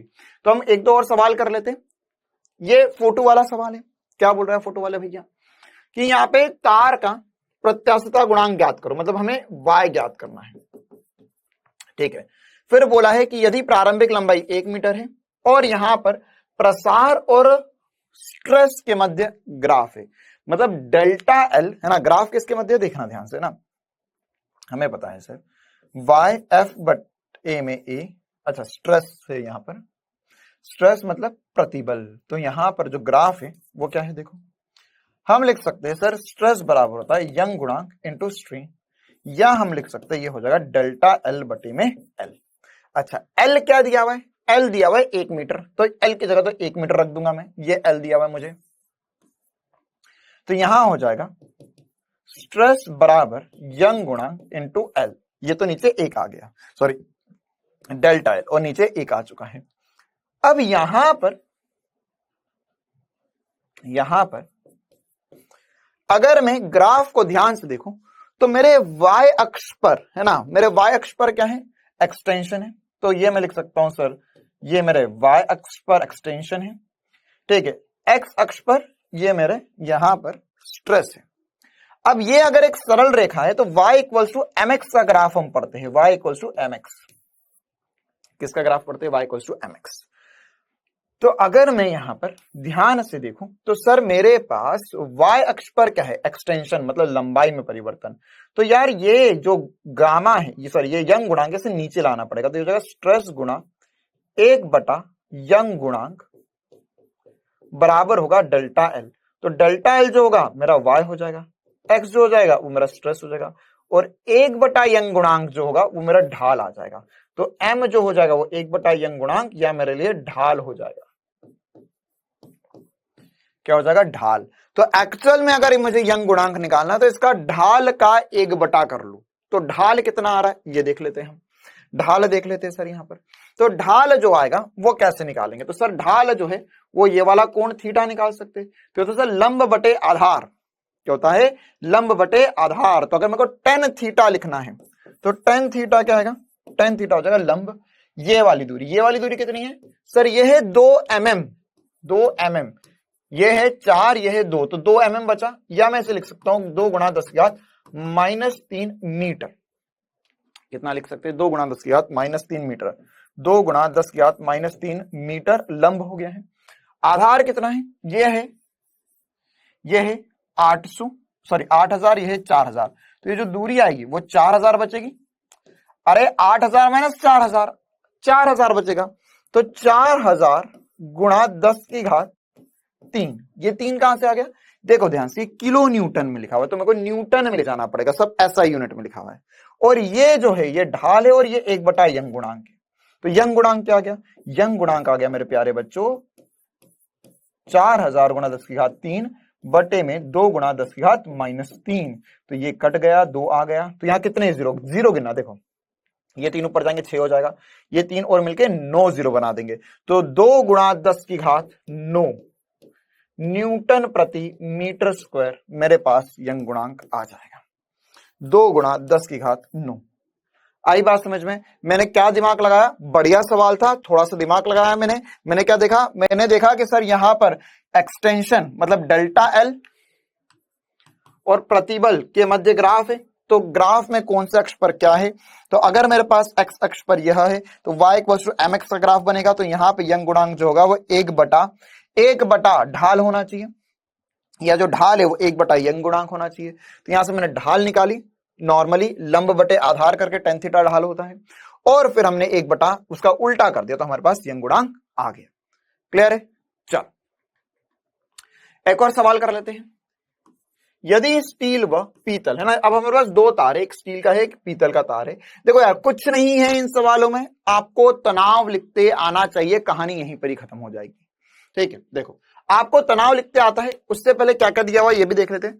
हमें बोला गया है कि स्टील व पीतल के तार की लंबाई है ना, अच्छा मतलब स्टील और पीतल है ना, तो हम यहां पर स्टील और पीतल, या आप यूजुअली पी से भी लिख सकते हैं, कोई भी, हमने एक अल्फाबेट बना दिया। तो लंबाई का अनुपात जो है वो ए दिया हुआ है हमें, फिर हमें दिया हुआ है त्रिज्या का अनुपात, मतलब कि यहां पर स्टील की त्रिज्या बटे में पीतल की त्रिज्या जो दी हुई है हमें बी दी हुई है। अच्छा, साथ ही साथ यंग गुणांक मतलब y स्टील बटे में y पीतल जो दिया गया है वह हमें दिया गया है c। ठीक है, ये 3 चीजें हमें दी गई है यहां पर। फिर बोला गया है कि यहां पर उनकी लंबाई में वृद्धि का अनुपात क्या होगा, लंबाई में वृद्धि का अनुपात। तो लंबाई में वृद्धि का अनुपात मतलब क्या होगा, देखो ध्यान समझना। अगर मेरे को डेल्टा एल का फॉर्मूला लिखना है तो होता है FL/AY। ठीक है, ये फॉर्मूला होता है डेल्टा एल का। अब अगर मेरे को यहां पर इन दोनों में लंबाई का अनुपात लिखना है तो एल स्टील बटे में डेल्टा एल पीतल, तो ये क्या आ जाएगा, देखना ध्यान से। ये जो लंबाई होगी वो मैं लिख सकता हूं सर FL बटे में AY स्टील के लिए, बटे में मतलब कि मैं इंटू कर दूं यार, ये डेल्टा एल जो पीतल के लिए लिखूंगा वो पलटा कर लिख सकता हूं मैं AY बटे में FL इंटू पीतल। क्लियर, कैसे करा मैंने, क्योंकि यहां पर सॉरी यहां पे हर एक चीज अलग अलग है, एफ भी अलग अलग है, एल भी अलग अलग है, ए भी अलग अलग है, वाई भी अलग अलग है, तो इनका अनुपात लेना है। तो डेल्टा एल बटे में डेल्टा एल करना, तो यार ये यहां पर इसके नीचे आएगा तो पलटी खा के ऊपर चले जाएगा। या हम इसको ऐसा भी लिख सकते थे सर कि डेल्टा एल स्टील अपॉन में डेल्टा एल पीतल आपको करना है, तो एफ इसके समानुपाती है, तो एफ स्टील बटे में एफ पीतल कर लो इनटू L भी इसके समानुपाती है। तो मैंने समझाया, तो मैं अनुपात लेते रहा हूं कि अगर समानुपाती या सामने सामने होता है तो हम सामने सामने वाला लिख देंगे।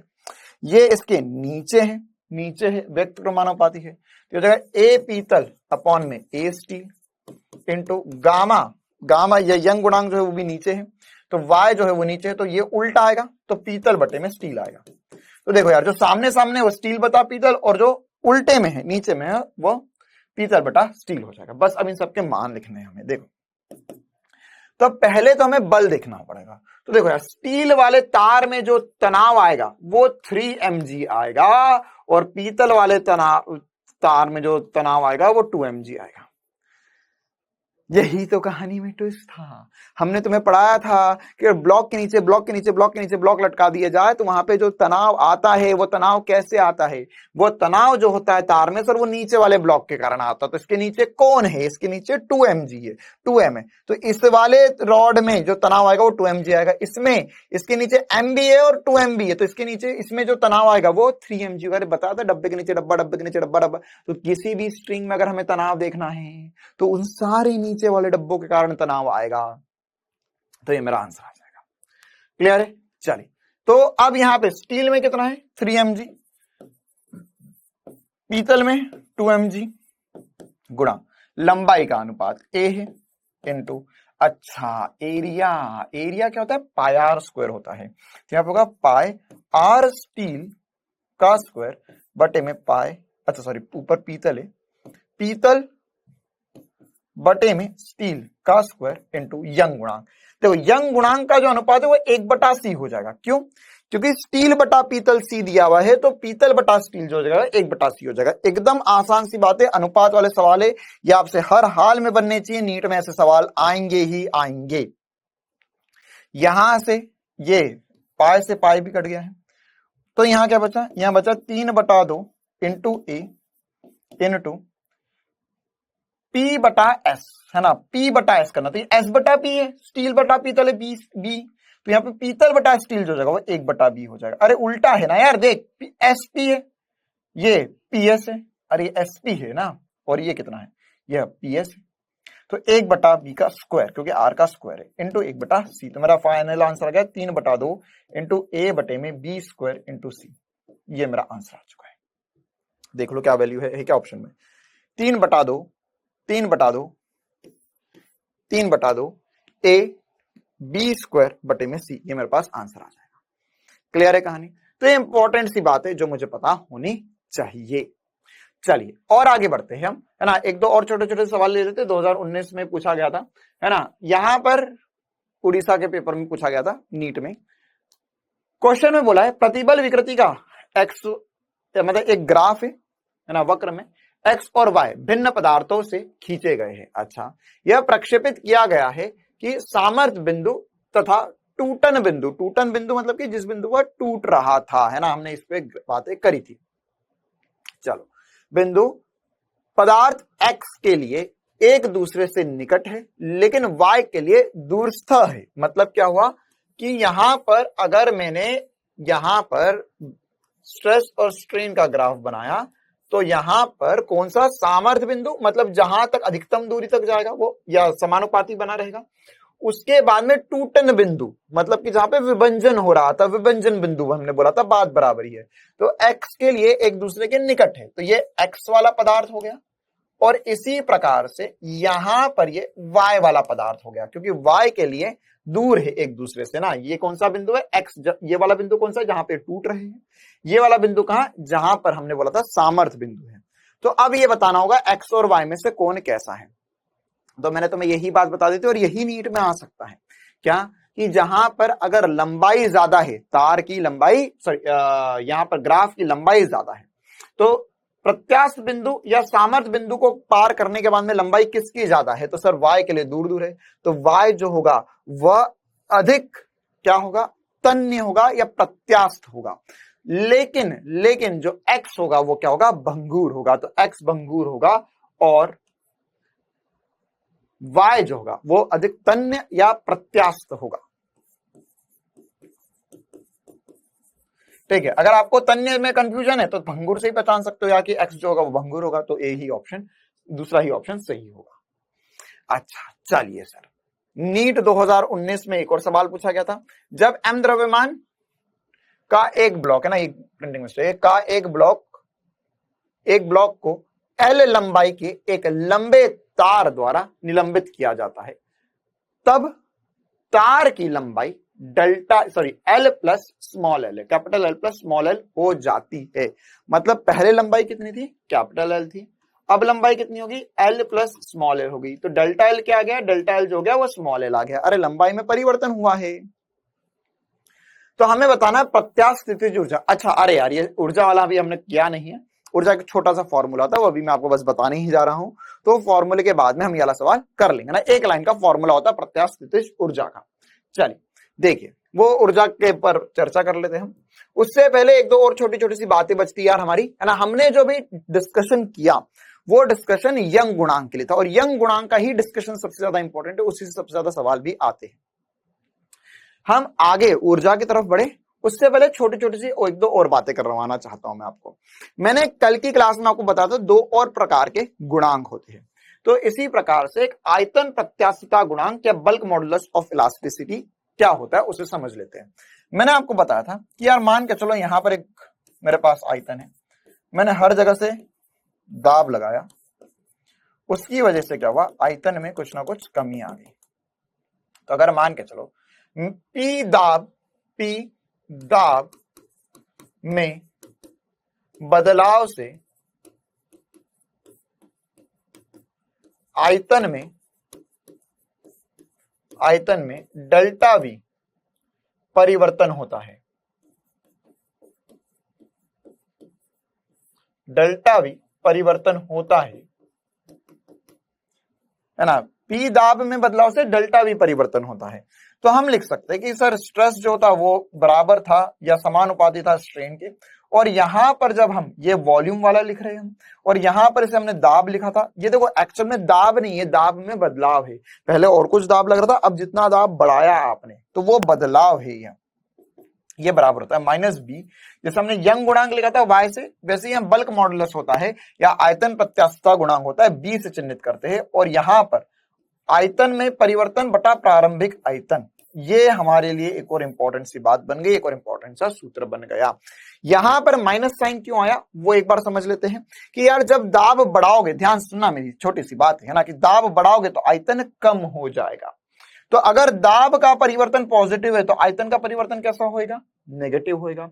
तो यार ये पॉजिटिव है ये नेगेटिव है, तो यहां पर एक और नेगेटिव लगा दिया ताकि बल्क मॉडुलस हमेशा पॉजिटिव बना रहे। कुछ समझ नहीं आया, देख प्यारे, बी को लिख सकते हैं सर -p बटे में डेल्टा v बटे में v। अरे लिख सकता हूं ना, इसमें नीचे लिखकर आ गया। तो अब ध्यान से समझ कि अगर प्रेशर बढ़ा तो प्रेशर का परिवर्तन कैसा है, पॉजिटिव है। प्रेशर बढ़ाएंगे, दाब बढ़ाएंगे तो आयतन कम हो जाएगा, कॉमन सेंस की बात है ये तो आयतन कम हो गया मतलब डेल्टा V जो हो गया है वो कम हो गया है। तो अगर आयतन कम हो गया है यहां से, तो हम बोल सकते हैं सर कि प्रेशर बढ़ा तो आयतन घटा, प्रेशर बढ़ा तो आयतन घटा। तो आयतन घटा मतलब कि ये इसका चेंज अगर पॉजिटिव है, अगर प्रेशर का चेंज जो है वो पॉजिटिव है तो आयतन का अपने आप नेगेटिव आ जाएगा। तो अगर मैं ये नेगेटिव साइन नहीं लगाऊं, मान के चलो एक सेकंड के लिए हटा दिया, तो ये पॉजिटिव या नेगेटिव, तो ओवरऑल कैसा रहेगा, ये नेगेटिव होगा। तो मेरा बल्क मॉडुलस की वैल्यू हमेशा कैसी आएगी, नेगेटिव आएगी। तो हमेशा नेगेटिव ना आए इसके लिए क्या लगा दिया, एक और नेगेटिव लगा दिया, तो अब ये पॉजिटिव वैल्यू देगा। तो क्या है, प्रत्यास्थ सीमा में आयतन प्रतिबल अर्थात दाब में बदलाव तथा आयतन विकृति के अनुपात को आयतन प्रत्यास्थता गुणांक कहते हैं, जो मैंने आपको बताया अभी। क्लियर है। अब हमें इसी प्रकार से एक और शब्द समझना होगा जो इसका जस्ट उल्टा होता है ना। अच्छा, आयतन प्रत्यास्थता गुणांक के बारे में और थोड़ी सी बातें समझ लेते हैं हम पहले, तब हम इसका उल्टा भी समझ लेंगे। यार अगर मान के चलो किसी एक वस्तु का आयतन प्रत्यास्थता गुणांक अधिक है, मतलब देख सीधी बात है, यंग गुणांक का मान अगर अधिक है, प्रत्यास्थता गुणांक में किसी का भी मान अधिक है, यंग गुणांक का, आयतन प्रत्यास्थता गुणांक का, दृढ़ता गुणांक का भी हम पढ़ने वाले हैं, इनमें जिस भी मटेरियल के लिए इनका मान अधिक होगा उसमें परिवर्तन करना बहुत मुश्किल होगा। मतलब कि अगर बल्क मॉडुलस अधिक है तो बल्क मॉडुलस अधिक है मतलब कि उसमें बहुत ज्यादा दाब लगाना पड़ेगा आयतन में परिवर्तन के लिए, है ना। तो अगर मान के बल्क मॉडुलस बहुत ज्यादा, तो बहुत ज्यादा प्रेशर लगाना पड़ेगा आयतन परिवर्तन के लिए। तो बल्क मॉडुलस अगर मैं लिखना चाहूं तो मैं कैसे लिख सकता हूं कि बल्क मॉडुलस का जो मान होगा वो सॉलिड के लिए सबसे अधिक होगा, लिक्विड के लिए और कम होगा, और गैस के लिए सबसे कम होगा बल्क मॉडुलस का मान। एक और बढ़िया सी बात, अब यहां पर इसका एक उल्टा शब्द होता है जिसको हम बोलते हैं संपीड़ितता या कंप्रेसिबिलिटी। कंप्रेसिबिलिटी मतलब क्या होता है कि कितनी आसानी से मैं चीजों को कंप्रेस कर पाऊं। बल्क मॉडुलस क्या था कि कितनी मुश्किल से मैं कंप्रेस कर पा रहा हूं, कितनी मुश्किल से आयतन में परिवर्तन आ रहा है। तो इसीलिए आयतन प्रत्यास्थता गुणांक के व्यक्त क्रमक को पदार्थ की संपीड़ितता कहते हैं, मतलब उसका इनवर्स होगा, 1/k होगा। तो जो C होता है कंप्रेसिबिलिटी वो 1/k होता है। क्या होता है? 1/k होता है। ठीक है, तो यहां पर अगर हमें ऑलरेडी पता है सर कि इसका B का मात्रक, सबका मात्रक हमने देख लिया था, क्या देख लिया था इनका मात्रक? न्यूटन प्रति मीटर स्क्वायर, ठीक है, या पास्कल बोल सकते हैं हम। तो यहां पर कंप्रेसिबिलिटी का जो मात्रक होगा वो उल्टा हो जाएगा, है ना, ये मीटर स्क्वायर बटे में न्यूटन हो गया। तो जैसे अगर मैं सोचूं कि संपीड़ितता सबसे ज्यादा अधिक किसकी होगी, सर ऑब्वियस सी बात है गैस की संपीड़ितता बहुत अधिक होगी, है ना। उससे कम संपीड़ितता किसकी होगी? उससे कम सर लिक्विड की होगी, और सबसे कम कंप्रेसिबल या संपीड़ितता किसकी होगी? सॉलिड की होगी, क्योंकि सॉलिड का बल्क मॉडुलस ज्यादा है, मतलब सॉलिड में आयतन में परिवर्तन करने के लिए बहुत अधिक दाब लगाना पड़ेगा, मतलब कि उसमें संपीड़ितता सबसे कम। क्लियर है? तो एक और छोटी सी बात जो हमें पता होनी चाहिए, इसी पर सवाल आएंगे एकदम आसान से, बी दे देंगे, पी दे देंगे, डेल्टा वी बटा वी पूछ लेंगे, है ना। ऐसे कुछ सवाल अभी हम प्रैक्टिस करेंगे। अच्छा, इसी के साथ साथ अगर मेरे को यहां पर ये बल्क मॉडुलस की बात समझ में आती है तो मैं एक और बात बोल सकता हूं यार कि इसमें आयतन के साथ साथ घनत्व में भी परिवर्तन होता है। घनत्व में परिवर्तन, तो घनत्व में परिवर्तन के लिए मैं क्या सूत्र लिख सकता हूं? ध्यान समझना, घनत्व होता है m बटे में v, ठीक है। अब देखो यार, ये सारे परिवर्तन जो है वो बहुत छोटे छोटे होंगे, मतलब ऐसा नहीं कि आयतन दब के आधा हो गया, हम बहुत छोटे छोटे परिवर्तन के लिए बात कर रहे हैं, 1% 2% के लिए। तो मैं यहां पर क्या लिख सकता हूं कि ये होगा सर m इंटू वी की पावर -1। तो मैं चाहूं तो इसे लिख सकता हूं डेल्टा रो बटे में रो बराबर होगा माइनस डेल्टा वी बटे में वी। आई बात समझ में? क्या लिखा है? डेल्टा रो बटे में रो माइनस डेल्टा वी बटे में वी। ये कहां से आ गया? अरे मात्रक और मापन में हमने समझा था सर कि ये इसकी घात जो भी होगी उसको आगे मल्टीप्लाई कर देंगे, और डेल्टा रो बटे में रो प्रतिशत परिवर्तन, है ना, हम इस प्रकार से लिख सकते हैं। तो अगर ये लिखा हुआ है तो हम यहां से बल्क मॉडुलस का एक और सूत्र लिख सकते हैं, माइनस डेल्टा वी बटे में वी। तो डेल्टा वी बटे में वी की जगह डेल्टा रो बटे में रो लिख सकता हूं मैं। तो यहां से बल्क मॉडुलस का एक और सूत्र आ जाएगा, डेल्टा रो बटे में रो, या डेल्टा रो बटे में रो को हम लिख सकते हैं P बटे में B। ये छोटे छोटे से सूत्र है जो सीधे सीधे पूछ सकते हैं, आयतन में परिवर्तन, आयतन में प्रतिशत परिवर्तन वगैरह, ये सब इससे निकाले जा सकते हैं। आई बात समझ में? चलिए, बहुत बढ़िया, बहुत खूबसूरत सी बात है। आगे बढ़ते हैं हम। अब हमें इसी प्रकार से इस पर कुछ सवाल करने होंगे। तो बोला गया था नीट 2017 में कि किसी गोलीय पिंड का आयतन प्रत्यास्थता गुणांक B है। अच्छा, फिर बोला है कि दाब P लगाया गया है, तो इसकी त्रिज्या में भिन्नात्मक कमी कितनी होगी? त्रिज्या में कमी मतलब उसने ऑलरेडी मान लिया कि नेगेटिव ही आएगा, त्रिज्या में कमी। तो क्या होगा सर? B बराबर होता है P बटे में डेल्टा V बटे में V। तो यहां से सर आयतन में कमी जो होगी वो हो जाएगा माइनस P बटे में B। तो P बटे में B दाब बटा बल्क मॉडुलस, ये क्या है? आयतन में कमी आ गई है। अब हमें क्या निकालना है? सर आयतन में कमी तो मुझे पता चल गया है, अब मैं क्या निकाल सकता हूं सर? आयतन में कमी अगर तुम्हें पता चल गया है बेटा, तो अब तुम्हें यह निकालना है कि त्रिज्या में कितनी परिवर्तन आएगा, त्रिज्या में कितनी कमी आएगी। तो हम लिख सकते हैं आयतन होता है 4/3 पाई आर क्यूब। तो डेल्टा V बटे में V जो होगा 4/3 तो नियत माने, ये हो जाएगा 3 गुणा डेल्टा R बटे में R। जिनको पुरानी बातें याद है उनके लिए हलवा है ना, ये हमने सब कुछ सिखाया है आपको, आयतन में परिवर्तन, त्रिज्या में परिवर्तन से आयतन में परिवर्तन कैसे निकाल सकते हैं। उठा के रख दो अभी। तो यहां पर क्या हो जाएगा सर, डेल्टा वी बटे में वी की वैल्यू कितनी है, माइनस पी बटे में बी, ये हो गया 3 गुना डेल्टा आर बटे में आर, या डेल्टा आर बटे में आर जो आ जाएगा वो आ जाएगा पी बटे में 3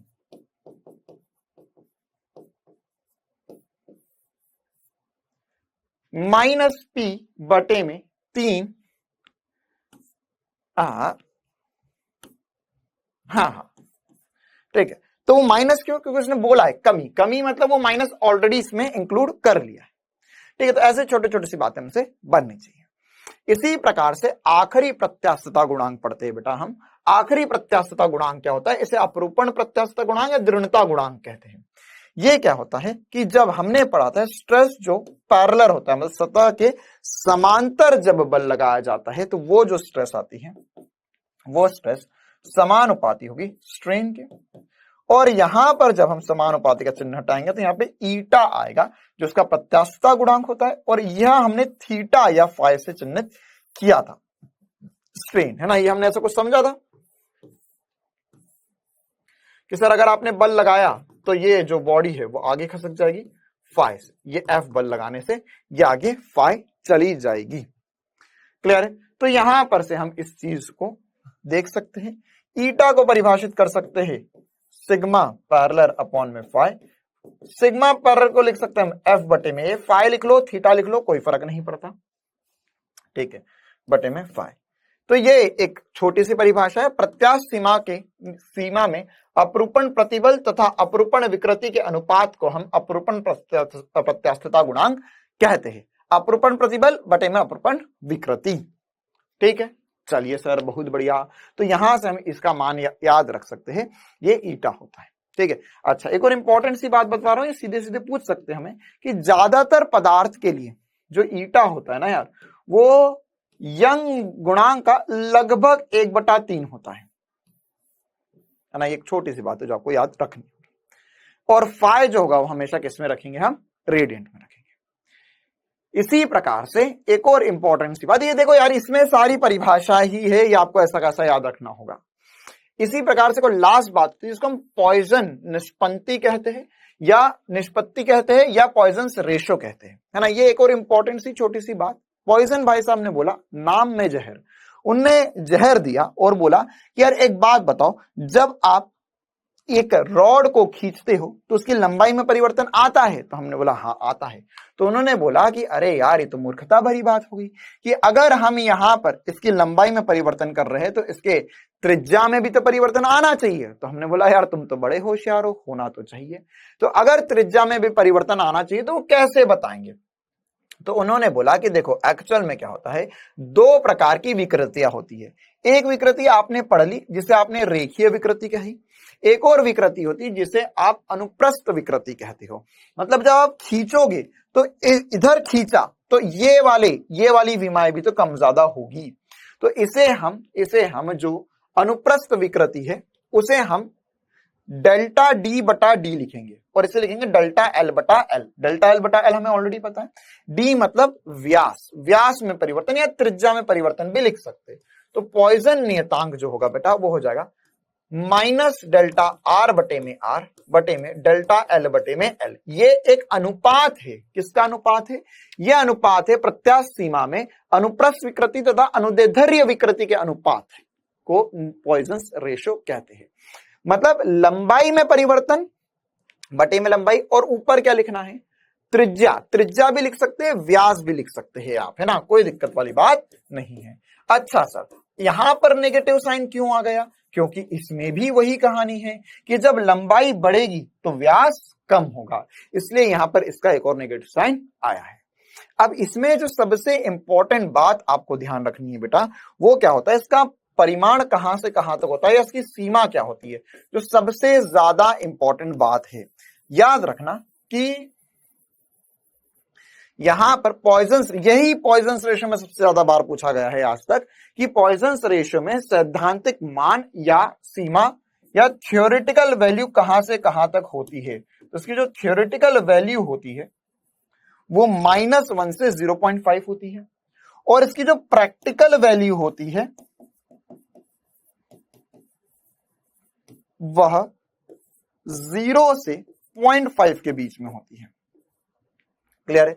सिग्मा का मान 0 मतलब क्या हुआ, देखो देखो फील बताता हूं आपको। सिग्मा का मान 0, अगर मान के चलो किसी भी पदार्थ में सिग्मा का मान 0 है, तो सिग्मा का मान 0 मतलब ये हुआ है कि यहां पर अगर आपने उसे खींचा तो उसकी लंबाई में परिवर्तन हो रहा है, लेकिन त्रिज्या में कोई परिवर्तन नहीं हो रहा है। सिग्मा 0 मतलब क्या होगा, डेल्टा आर बटे में आर जो है वह 0 है, मतलब कि उसमें अनुप्रस्थ विकृति 0 है, लंबाई में परिवर्तन हो रहा है लेकिन त्रिज्या में परिवर्तन नहीं हो रहा है ना। इसका एक एग्जांपल बताता हूं, कॉर्क। जैसे जो बोतल के ढक्कन वगैरह होते हैं ना, कॉर्क के बने होते हैं, शैंपेन की बोतल वगैरह के, या जो कॉर्क, जो क्रिकेट की गेंद होती है वो कॉर्क की बनी हुई होती है। तो वो एक ऐसा पदार्थ है जिसमें आप लंबाई में परिवर्तन करेंगे लेकिन उसकी त्रिज्या में परिवर्तन नहीं होगा, उसका सिग्मा जो होता है वह 0 होता है। तो ये कुछ इंपॉर्टेंट से रेशो होते हैं जो हमें पता होने चाहिए। इनके बीच में कुछ संबंध होते हैं, y मतलब यंग गुणांक, k मतलब हमारा बल्क मॉडुलस, ईटा मतलब हमारा यहां पर जो दृढ़ता गुणांक पड़ा, और सिग्मा मतलब पॉइजन रेशियो पड़ा। तो उनके बीच में यार ये संबंध है, काफी ज्यादा इंपॉर्टेंट संबंध है। ये सीधे सीधे एग्जाम में पूछे जाएंगे कि यार ये संबंध क्या था, ये संबंध क्या था, ये संबंध क्या था। याद रखना, y बराबर 3k 1 - 2 सिग्मा होता है, y बराबर 2 ईटा 1 प्लस सिग्मा होता है, 9 बटा y बराबर 3 बटा ईटा प्लस 1 बटा k, है ना। ये किसके बीच में संबंध है, y k और सिग्मा के बीच में, पॉइजन रेशियो के बीच में। ये y ईटा और पॉइजन रेशियो के बीच में, इसमें पॉइजन रेशियो नहीं है इस संबंध में। बहुत सारे सवाल आप देख सकते हैं जिनमें यह वैल्यू सीधे सीधे रहेंगी। अब हम इस क्लास के आखिरी टॉपिक की तरफ जाते हैं और एक बहुत इंपॉर्टेंट सी आखिरी बात करते हैं, है ना। ध्यान से समझेंगे सभी बच्चे। यहां पर तार को खींचने में किया गया कार्य का सूत्र क्या होता है। बेटा ये सूत्र जो है एग्जैक्टली उसके जैसा है जैसा कि हमने स्प्रिंग में बात करी थी। मान के चलो कि यहां पर एक द्रव्यमान m है और यहां पर मेरे पास एक तार है जिसके नीचे मैंने द्रव्यमान m लगा दिया, ठीक है। तो अब क्या होगा, यहां पर जो इसको मैं खींचूंगा तो इसमें जो ऊर्जा होगी वो ½ होगी। इसकी ऊर्जा हम कैसे परिभाषित करें, तो देखो इसकी ऊर्जा परिभाषित करने का तरीका क्या होगा। हमें पता है सर ये दोनों एक जैसे ही है, इसमें a होता है, l होता है, y होता है, ठीक है। अच्छा, इसमें k होता है, इसका स्प्रिंग कांस्टेंट होता है। हमें पता है F बराबर kx होता है इसके लिए हमें पता है सर F बटे में A बराबर यंग गुणांक डेल्टा L बटे में L होता है। अब अगर मैं चाहूं तो क्या ऐसे लिख सकता हूं, F बराबर होगा A इंटू यंग गुणांक बटे में L इंटू डेल्टा L होगा। बिल्कुल सर यही होगा। तो यहां पर डेल्टा ये AY बटे में L जो होगा, AY बटे में L जो होगा, ये AY बटे में L जो होगा वह अगर मैं कंपेयर करूं तो K के बराबर बोल सकता हूं। किसके बराबर, K के बराबर।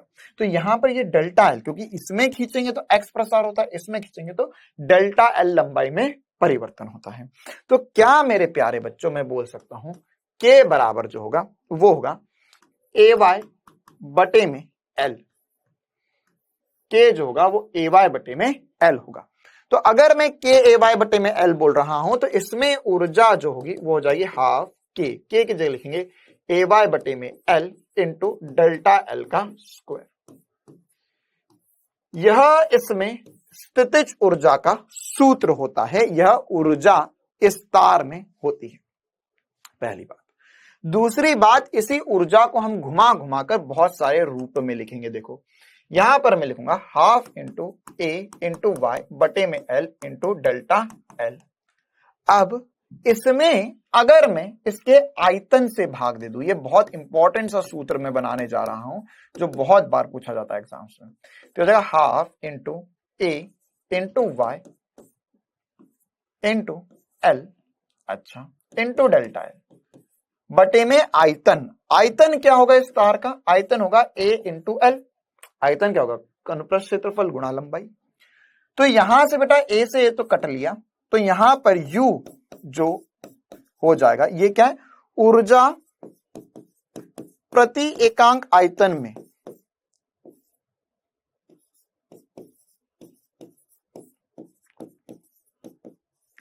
ऊर्जा प्रति एकांक आयतन में। तो इस सूत्र को मैं लिख सकता हूं हाफ इंटू यंग गुणांक इंटू, देखो ये डेल्टा एल का स्क्वायर है, ये एल इंटू एल का स्क्वायर, मतलब डेल्टा एल बटे में एल का स्क्वायर हो जाएगा। तो ये जो सूत्र बना वो हाफ इंटू यंग गुणांक इंटू एप्सिलॉन का स्क्वायर बना। पहला इंपॉर्टेंट सूत्र, बहुत ज्यादा इंपॉर्टेंट सूत्र। मुझे पता है सिग्मा बराबर होता है यंग गुणांक इंटू स्ट्रेन, तो यहां पर U बटा आयतन जो है इसके मैं दो और सूत्र बना सकता हूं। यहां पर अगर मैं यंग गुणांक की वैल्यू उठाकर रख दूं तो ये हो जाएगा half into stress into strain, सीधे सीधे एग्जाम्स में पूछे जाने वाला सूत्र। साथ ही साथ मैं लिख सकता हूं यहां पर हाफ इंटू इसी के सूत्र से लिख सकता हूं मैं, इसमें अगर वैल्यू उठाकर रख दूं स्ट्रेन की तो वो हो जाएगा सिग्मा का स्क्वायर बटे में यंग गुणांक। सीधे सीधे एग्जाम्स में पूछे जाने वाले सूत्र है ये, ठीक है। इसमें अगर आपको ऊर्जा पूछे तो इसके आयतन से गुणा कर देना है। क्लियर है कहानी? जैसे एक सवाल करना चाहेंगे हम इस पे, है ना, एक नहीं 2-3 सवाल करना चाहेंगे। उससे पहले मैं भी एक सवाल करवाना चाहूंगा आपको। मान के चलो मेरे पास एक तार है, मेरे पास क्या है, एक तार है जिसका खुद का द्रव्यमान नहीं है, लेकिन इसमें नीचे m द्रव्यमान लटक रहा है। तो इसकी स्थितिज ऊर्जा कैसे दी जाएगी? जो नीट का सवाल था वैसा ही सवाल है ये। तो इसकी स्थितिज ऊर्जा एकांक आयतन में सर जी हम दे सकते हैं half into stress into strain से, या ये वाला भी फॉर्मूला है, ये वाला भी फॉर्मूला है, ये वाला भी फॉर्मूला है। अभी आपको अगर इसमें स्ट्रेन दिखाई देता है तो ठीक है, मैं यंग गुणांक के पदों में लिखना चाहता हूं तो ये हो जाएगा हाफ इंटू यंग गुणांक के पदों में लिखेंगे तो स्ट्रेस का स्क्वायर बटे में यंग गुणांक। क्यों? क्योंकि मुझे यहां पर इसमें एरिया दिया है, लंबाई और यंग गुणांक हमेशा के लिए देंगे ही देंगे। आप किन्हीं भी पदों में आंसर ला सकते हो। तो यहां पर क्या हो जाएगा, यह आंसर आ जाएगा हाफ इंटू स्ट्रेस होगा F अपॉन में A का स्क्वायर बटे में यंग गुणांक। तो इसे मैं लिख सकता हूं हाफ इंटू mg का स्क्वायर बटे में A स्क्वायर इंटू यंग गुणांक। ये होगा ऊर्जा एकांक आयतन में। अगर मैं आयतन का गुणा कर दूं तो कुल ऊर्जा मिल जाएगी। तो इसमें कुल स्थितिज ऊर्जा का जो सूत्र होता है बेटा वो होता है half into m square g square into आयतन। आयतन होगा A इंटू एल बटे में A का स्क्वायर इंटू यंग गुणांक। एक A से एक A कट गया, ये हो गया half into m square g square L बटे में AY। ये कुल स्थितिज ऊर्जा होती है किसी भी तार में। सीधे सीधे सूत्र याद रख सकते हो। इसी प्रकार से एक और छोटा सा सूत्र मैं बता रहा हूं आपको कि यदि तार का स्वयं का भार हो स्वभार के कारण, इसका डेरिवेशन होता है इंटीग्रेशन से, हम डेरिवेशन में नहीं जाना चाहते। अगर मान के चलो मैंने बोला तार का द्रव्यमान m है, लंबाई l है, एक अनुप्रस्थ क्षेत्रफल है और यंग गुणांक है, तो यहां पर जो इसकी कुल ऊर्जा होती है इसकी 1/3 1/2 है, यहाँ पे 1/6 इंटीग्रेशन करके बाद आएगा बटे में AY। ठीक है, चलिए, तो ये एक और बहुत इंपॉर्टेंट सा सूत्र है जो मुझे पता होना चाहिए। अब कुछ सवाल देखते हैं आगे बढ़कर। नीट वाला भैया क्या बोल रहे थे अभी थोड़ी देर पहले 2019 में कि यहाँ पे m द्रव्यमान का एक तार है ना, और बोला है कि तार की लंबाई l है और उसमें लंबाई अब डेल्टा l हो जाती है, l small l capital L plus small l हो जाती है। तो लंबाई में परिवर्तन जो है वह स्मॉल l होगा। ठीक है, फिर बोला कि स्थितिज ऊर्जा कितनी होगी एकांक आयतन में। यार है ना, ये U बटा आयतन ही पूछा है एकांक आयतन में। तो एकदम आसान सा सवाल था। U बटा आयतन हमने सूत्र पढ़ा half into stress into strain. अच्छा नहीं यार, प्रति एकांक आयतन नहीं लिखा है, sorry, half into stress into strain. तो ये क्या हो जाएगा, देखो बढ़िया सा सवाल। यहाँ पे स्ट्रेस क्या होगा mg बटे में A इंटू यंग, अरे यार strain, half stress into strain. तो स्ट्रेन जो होगा या विकृति जो होगी वो क्या होगी सर, विकृति होगी डेल्टा L बटे में L और ये U बटे में आयतन। तो U बराबर half into mg into small l into A बटे में कैपिटल L इंटू आयतन भी A बटे में कैपिटल L ही होगा। आयतन क्या होता है AL होता है, तो AL ने AL को मार दिया, हाफ mgl आंसर आ गया। तो ये ऐसे सवाल हमसे छोटे छोटे से हमेशा बनने चाहिए, नीट लेवल के सवाल है ना। आप चाहो तो यहाँ पर ऊर्जा का जो सूत्र है, कुल ऊर्जा का जो सूत्र है, उसके लिए ये वाला भी बात लिख सकते हो, ये हो जाएगा। देखो ये कहां से आया वो भी मैं बता देता हूं तुम्हें। कुल ऊर्जा का सूत्र जो है वह बनेगा half into F into x. क्या बनेगा? Half into F into x. ये कैसे बनाया मैंने? यहां पर अभी अभी मैंने तुम्हें बताया था, स्ट्रेस इंटू स्ट्रेन को क्या लिख सकते हैं? हाफ इंटू एफ बटे में ए इंटू डेल्टा एल बटे में एल। तो डेल्टा एल लिखो या एक्स लिखो, लंबाई में परिवर्तन है, एल लिख देते हैं। ये जो है यह क्या है? यह है सर यू बटे में आयतन। अब ये भी आयतन होता है, तो ये आयतन से आयतन कट गया, तो half into F into delta L जो है वह मेरे पास सूत्र बन गया। ये सूत्र जो है हमने स्प्रिंग के लिए भी पढ़ा था, एक्चुअल में स्प्रिंग के लिए हमने पढ़ा था हाफ, है ना। यहां से अगर मैं चाहूं बेटा तो इसमें से मैं के को उड़ा दूं, तो के को जैसे उड़ाऊंगा तो half into F into x हो जाएगा। एक बार उड़ा कर देखो, यही आएगा। ये भी AIPMT एम्स में सीधे सीधे पूछा गया था, ठीक है, उसने टी लिखा था, तो हाफ टी एक्स बटा 2 हो जाएगा। क्लियर है? तो यहां से कैसे किया? एक्स का मान उठा के रख दिया, बस सॉरी के का मान उठा के रख दिया। तो यार ये इंपॉर्टेंट से सूत्र है जो मुझे पता होना चाहिए। इस चैप्टर को अब हम यहीं रखेंगे, इतना ही रखेंगे, है ना। मैंने आपको सारी इंपॉर्टेंट बातें बता दी है, सारे इंपॉर्टेंट सूत्र जो आपको पता होने चाहिए वो सारे मैंने बता दिए, ठीक है। चलिए तो आगे बढ़ते हैं, हम क्विज के रूप में 2 छोटे छोटे से सवाल लेते हैं, जल्दी से इनका जवाब बताइए, फिर मिलेंगे हम जल्दी ही अगली क्लास में। तो क्विज का पहला सवाल आपके सामने, आसान सवाल है, इसी का सूत्र मैंने बताया था आपको। डेल्टा एल बराबर F L by A Y बताया था। अब F L by A Y जो होगा तो उसमें एफ की जगह हमने बताया था F1 प्लस F2 बटा 2। अब अगर एक साइड ही बल लग रहा है तो F1 का मान F है, F2 का मान 0 है। अब तो मैंने पूरा सवाल ही बता दिया है, करो एक बार ट्राई।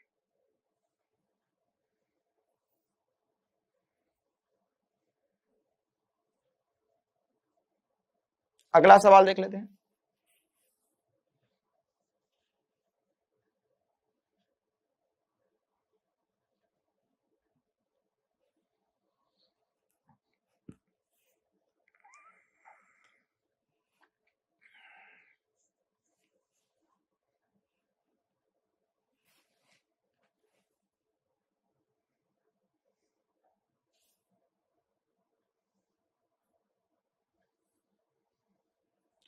चलिए दोनों सवालों के जवाब जान लेते हैं एक एक करके।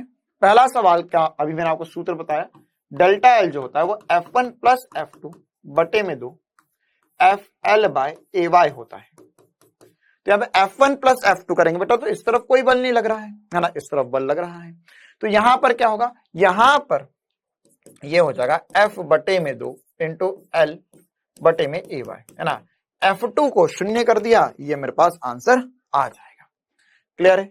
चल इसी प्रकार से समान पदार्थ से बने 4 तार हैं हमारे पास, है ना। अब यहां पे भार और प्रसार के मध्य ग्राफ बना हुआ है, तो स्ट्रेस बराबर होता है यंग गुणांक इंटू स्ट्रेन, या F बटे में A बराबर यंग गुणांक इंटू डेल्टा L बटे में L, ठीक है। तो यहां पर y अक्ष पर क्या है? भार है, तो ये मेरा y अक्ष हो गया है।